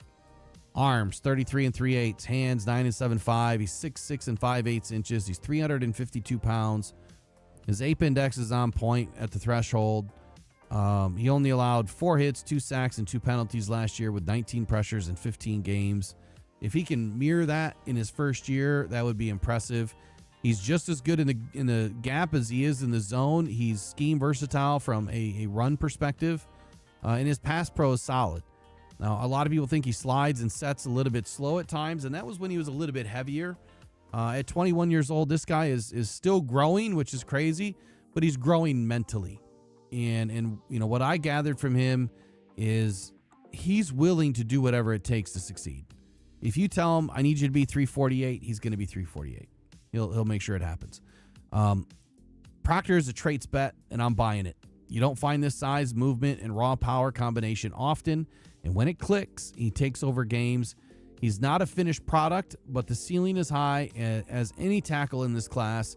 Worst case, he kicks inside and becomes a dominant guard, and I would say immediate all-pro potential as a guard. He's a long-term cornerstone at tackle with a top 15 value. Where does SIS have him? They have him 11th overall and the 2nd offensive tackle overall, with only Maui Noah ahead of him. Love it. And Proctor has the ideal size and athleticism combination that teams drool over. And despite a few concerns as a pass protector, his dominance as a run blocker makes him too tantalizing to last long in the draft. And if the Lions have an opportunity to take him at 17, I truly believe they do. He just might not last that long. So the Lions might have to move up to be able to get him. I would agree. Be surprised. I would agree. Will, I'm going to have to get running because it's the 11 o'clock hour. I have somebody stopping today. Okay. We'll see you so later. I will see you guys tomorrow. I'll get my mock done, and I'll talk to you guys later. All right, man. We'll see you. All right, so next up, number 13, Spencer Fano. Here, let me switch this real quick.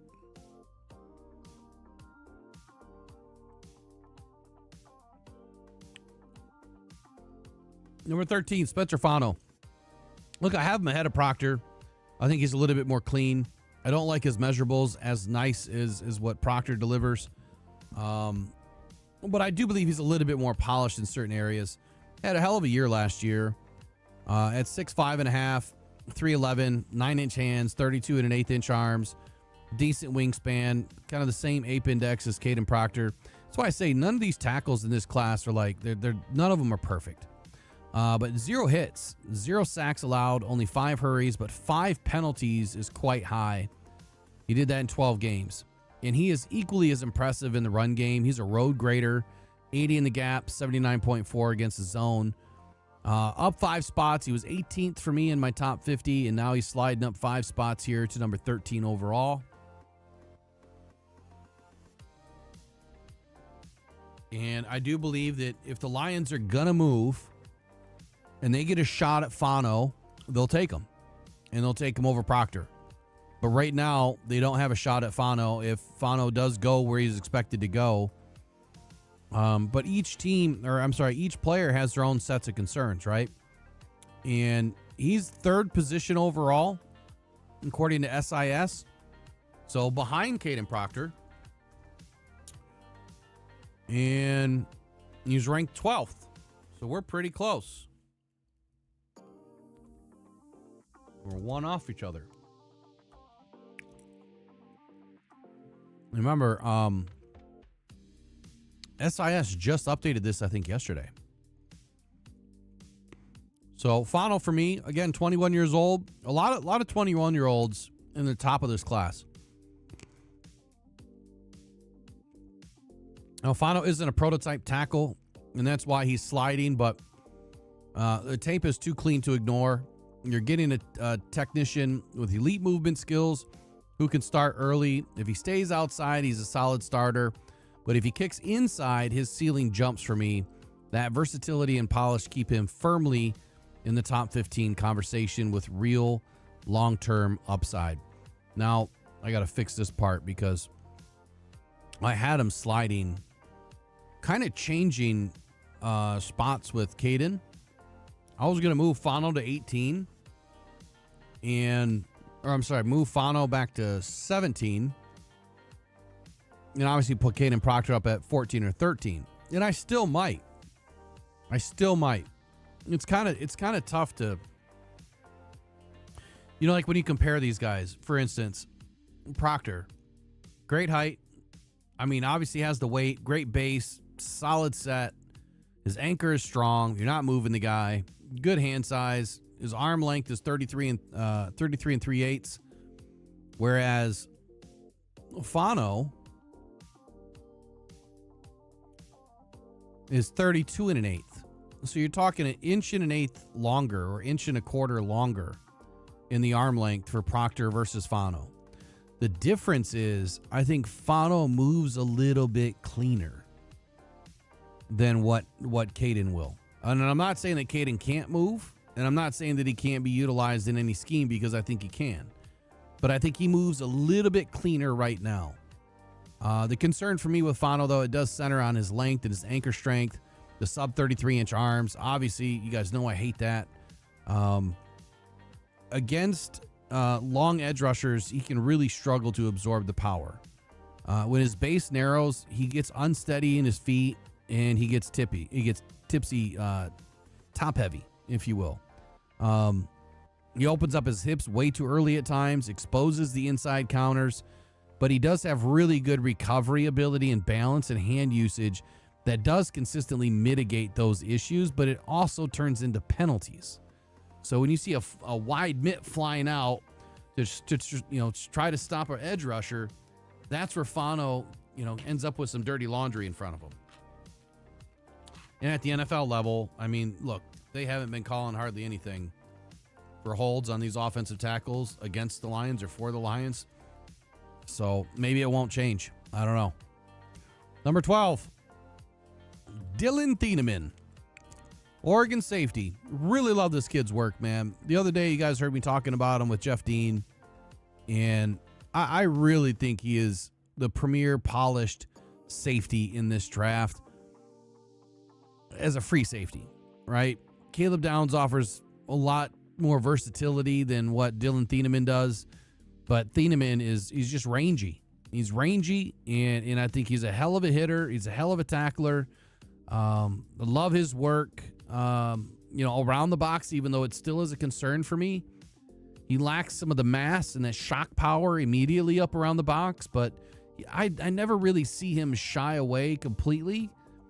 It's just deconstructing the blocks and trying to finish through contact that he needs a little bit of help with, right? And I think all players need a little bit of help with.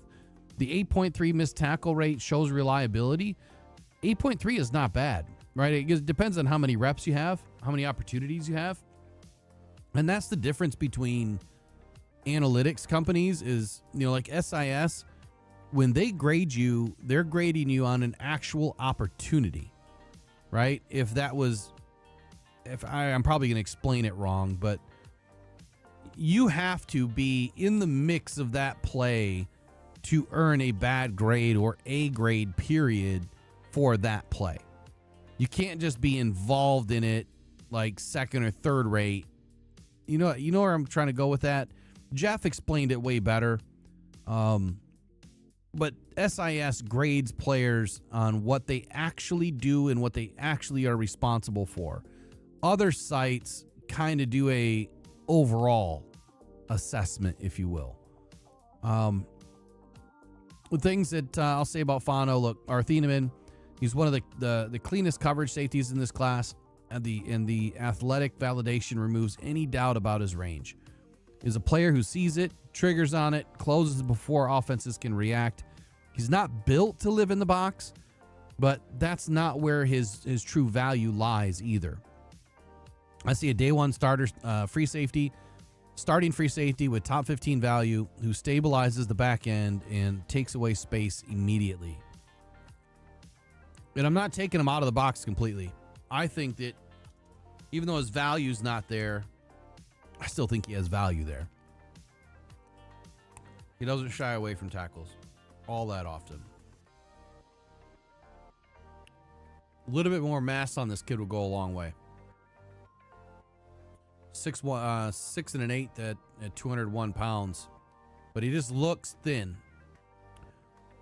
SIS has him as the second overall position at 18th overall, so we are 6 points different. I'm surprised. Like, I'm fairly close to SIS. Like, I guess somewhere between 6 and 12 positions on a lot of these players. That's not totally terrible. We'll see who's right. We'll see who's right. Probably not me. Now, the guy that I really struggle with, Makai Lemon. You're starting to get into the chalk, right? I mean, there's a lot of chalk here, and for me, if there was a better receiver right now that was available, that didn't have as much injury concern, I think that Makai Lemon would drop pretty far back. But I just have a feeling that someone's going to take him early. Whether it's top 15, I don't know yet. We'll find out when I release my final mock. But Makai Lemon at USC has been projected to be somewhat of an Amon-Ra St. Brown. I think that's a poor take. I think that anytime that you wear the same jersey color as someone that used to play there, I think it's a terrible way to categorize that player or compare that player. Let's be a little bit more unique and find something that actually lines up, because I don't think that these two players are anywhere near the same. Not even close. 66.7 contested rate is extremely high. It's great. 2.5% drop rate, extremely low. The 130 passer rating when targeted is amazing. 79 receptions last year with 1,156 yards and 11 TDs. I mean, he was rocking and rolling his way to the end zone last year. Lemon is one of the most quarterback-friendly receivers in this class, and his tape demands touches. He's not built to win on traits, but he consistently wins on execution and feel. This is a plug-and-play slot who elevates third down efficiency and keeps offenses on schedule. I see a high-floor starter with immediate impact and long-term value as a volume-driven target in the right system. What system that is yet? Well, we'll find out here in a couple of days. SIS has him at Let me look it up.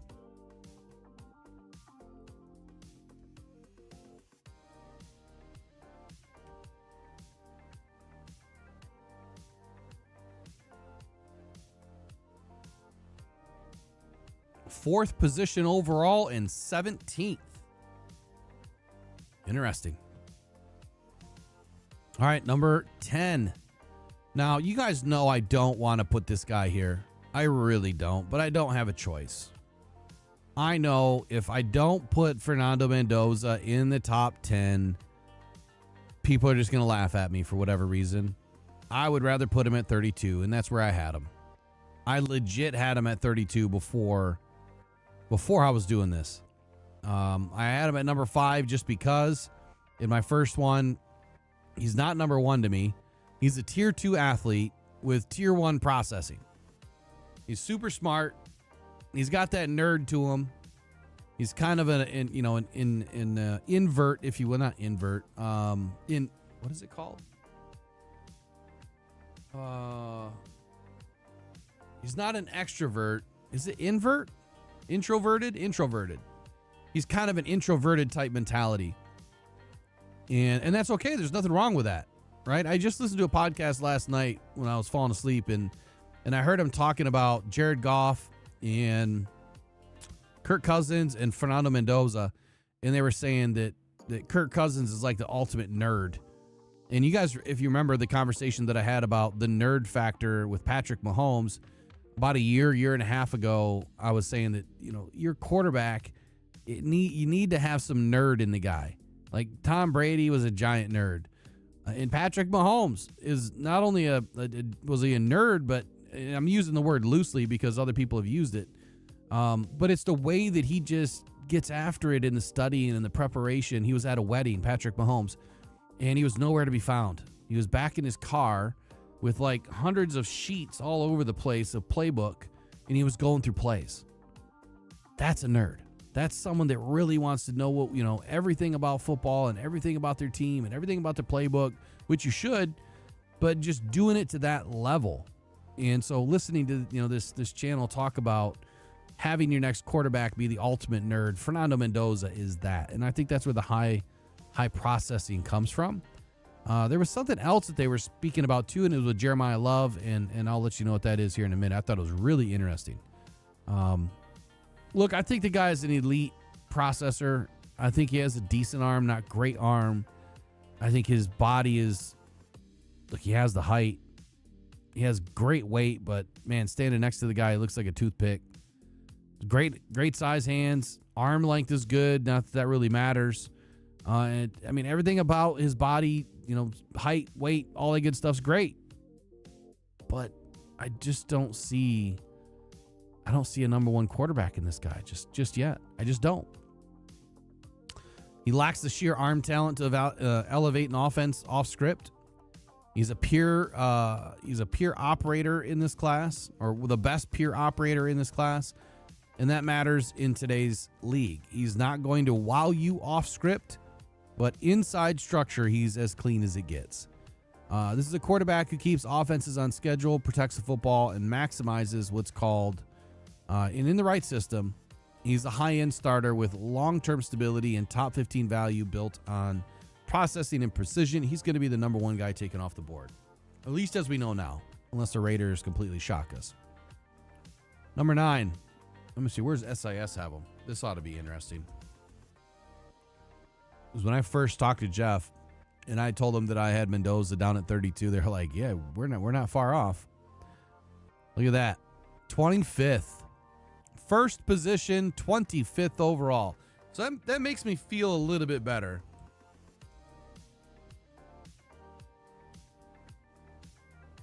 That when you do the rankings and you don't do it with bias.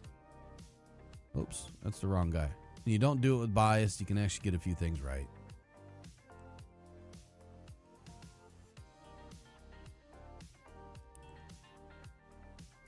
All right, number 9. Ola Vivenga Nyoni. 6'4", 320 pounds, 10.5-inch hands, giant mitts on this guy. 32 and 3/4 inch arms. Wingspan at 80 and 5/8, and an ape index of 106. So ape index is good. It's better than average. The wingspan, arm length is sub 33 and a half. That's a big concern for me. Zero hits, 0 sacks, 4 hurries, 1 penalty last year. So phenomenal work last season. Gap grade and zone grade right here in the middle. Really good work by him. Meaning scheme versatility, right? He should be in the run game, should be able to do either or just fine.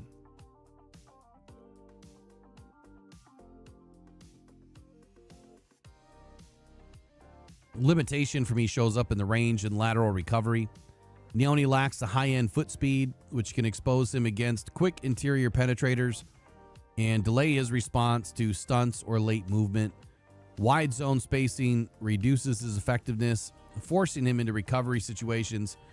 He's not built to consistently win. However, his hand strength, balance, and play temperament consistently recenter reps once he's engaged. He's the most dependable interior blocker in this class. And I trust that what he does snap after snap after snap is extremely consistent. He's plug and play guard who brings the physicality, control, and immediate pocket stability. He's not for every system, but in a gap heavy offense, he becomes a tone setter who wears defenses down. I see a high floor starter with long-term interior value and clear top 20 consideration here. He's going to go much earlier than that. Level that up to top 15. Possible move to center. I could see it, and I think he could be a damn good center if it lives within him. I'm a big well, I guess I'm not big on moving guys to center if they haven't done it in college and they haven't been doing it for a few years. But he's someone that I could see that a team, might want to throw in the middle and just and be the road grader that he is. His base is incredibly stout, and I think that when you have a center that can play the way he does at guard, your quarterback's going to be just fine, right? Hardly anyone's going to be able to get past him. So number 9, Olavivega Neoni. Let's see where. SIS has him.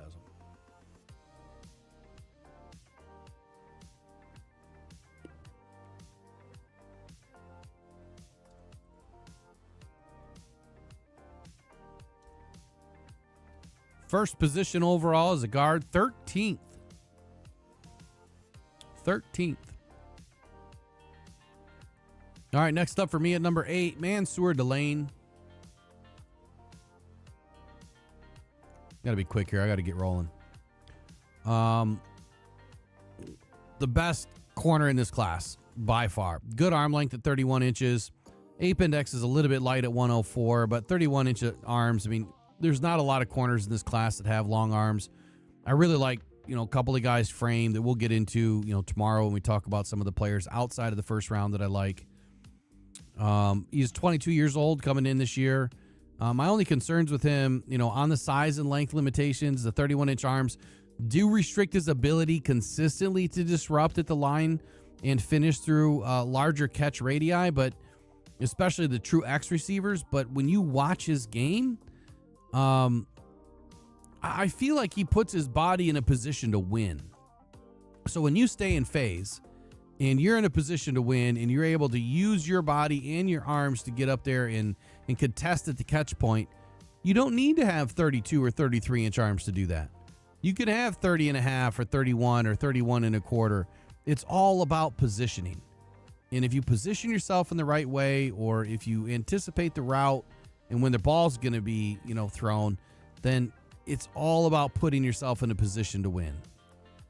Now, he can get displaced early in routes because he does lack that elite recovery speed when he is initially beaten, but his anticipation and his footwork and his competitive toughness consistently offset those constraints. He's one of the cleanest cover corners in the class. I trust the tape over the measurables. He's just like I was saying, with the positioning. He's not built like a prototype, but he consistently erases routes with technique and awareness. Really like Mansour Delane. He's going to be a fun corner to watch. I do think that he's going to have a little bit of a developmental phase with just some of the things that I picked up in the tape that I feel are going to spill over to the league. A lot of it is, look, he has calm footwork, like I said, route anticipation and controlled transitions, but it's the releases off the line, it's getting beat off the line are the things that concern me, and those are the things that he needs to clean up. And some of it's just not being overly aggressive, right? When you get overly aggressive, you're beating yourself if you don't win. So I think he needs to slow up on the aggression a little bit. Otherwise, obviously the number one corner in the draft. SIS has him first, and they also have him at number 8. Wow, we actually matched on one. Look at that. That's a first. All right, number 7, Caleb Downs. There are some concerns here for me. We'll start with the fact that he's just shy of 6 foot, weighs 206 pounds. He's got good arm length. Good hands at 9.5, short arms at 30 1/4. One of my concerns. Ape index at 102. This guy is not long or not wide, and that is a concern for me. The 7.7 forced incompletion rate is solid. It's not where I'd really want it to be. I'd want it to be higher. The 11.5 missed tackle rate, it's acceptable, but I think it's a little bit too high. But the 49 or 47.9 passer rating allowed, that's a damn good number, right? That means that he's mixing it up and he's able to compete at the point of the catch. Previous rank, I had him at 12. He's flying up the board 5 spots, into the top 10. He's only 20 years old, entering the league, which is great for his potential moving forward, being able to grow. I think that he still has a lot of growth left in him, not body size wise, but maturity and football intelligence. Now, when Ohio State deployed him, they kind of deployed him all over the place.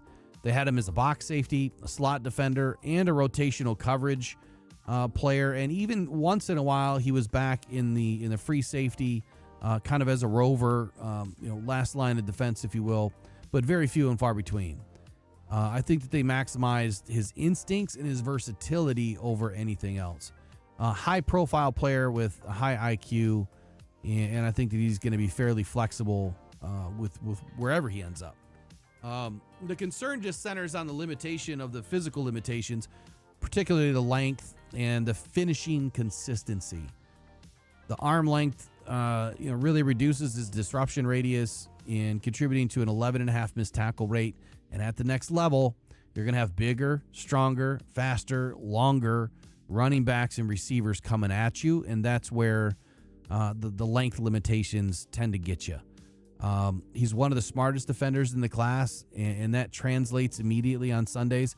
And kind of like what Jeff said, you really got to nitpick with some of these guys, and I'm nitpicking on them because it's tough to find a lot of bad tape on him, but there are some things that I just don't like with his size and the physicality. Day one starter, elevates communication, tightens coverage windows, and brings stability to the middle of a defense. For teams valuing instincts and versatility, he's a player with long-term impact written all over him.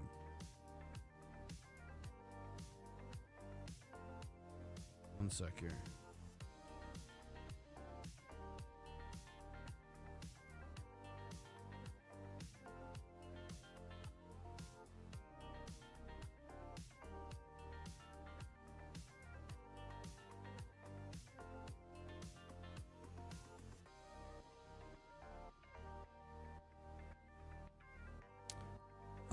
Next up, I'm just going to roll through these. I got to get going. Number 6, Carnell Tate. Number 5, Maui Noah. Number 4, Arvell Reese. Number 3, David Bailey. I know that one's a little awkward, right? A lot of people have David Bailey at number 2. Number 2, Sonny Styles. And of course, number 1, Jeremiyah Love. Heard the rumor last night on the podcast that Jeremiyah Love may be on the spectrum, the autism spectrum. I have not verified this. I don't know anything outside of what I heard on this podcast, and I don't even know why they really brought it up. Like, what does it really have to do with football? But he did say one thing, and so people that, you know, are on the spectrum tend to really gravitate towards doing one thing like extremely well, I guess is what they were saying.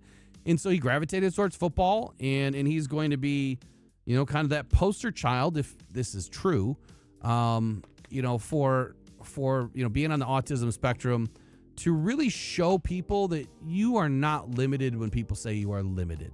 And that, when I heard that throughout this podcast, I was like, man, that's a great story, right? Jeremiyah Love has been my number one guy this whole time. I think he's going to be one of the most dynamic running backs that we've seen since Jahmyr Gibbs and Bijan, but also Saquon Barkley. He's going to be just amazing from day one. I can't wait to see what he does on the field. I just hope it's not against the Lions, right? I just hope it's not against the Lions, and I hope it's not in the NFC North. I don't want to see this guy, you know, 4, 5, 6 times a year or whatever. I don't want to see him. I want to watch him from afar.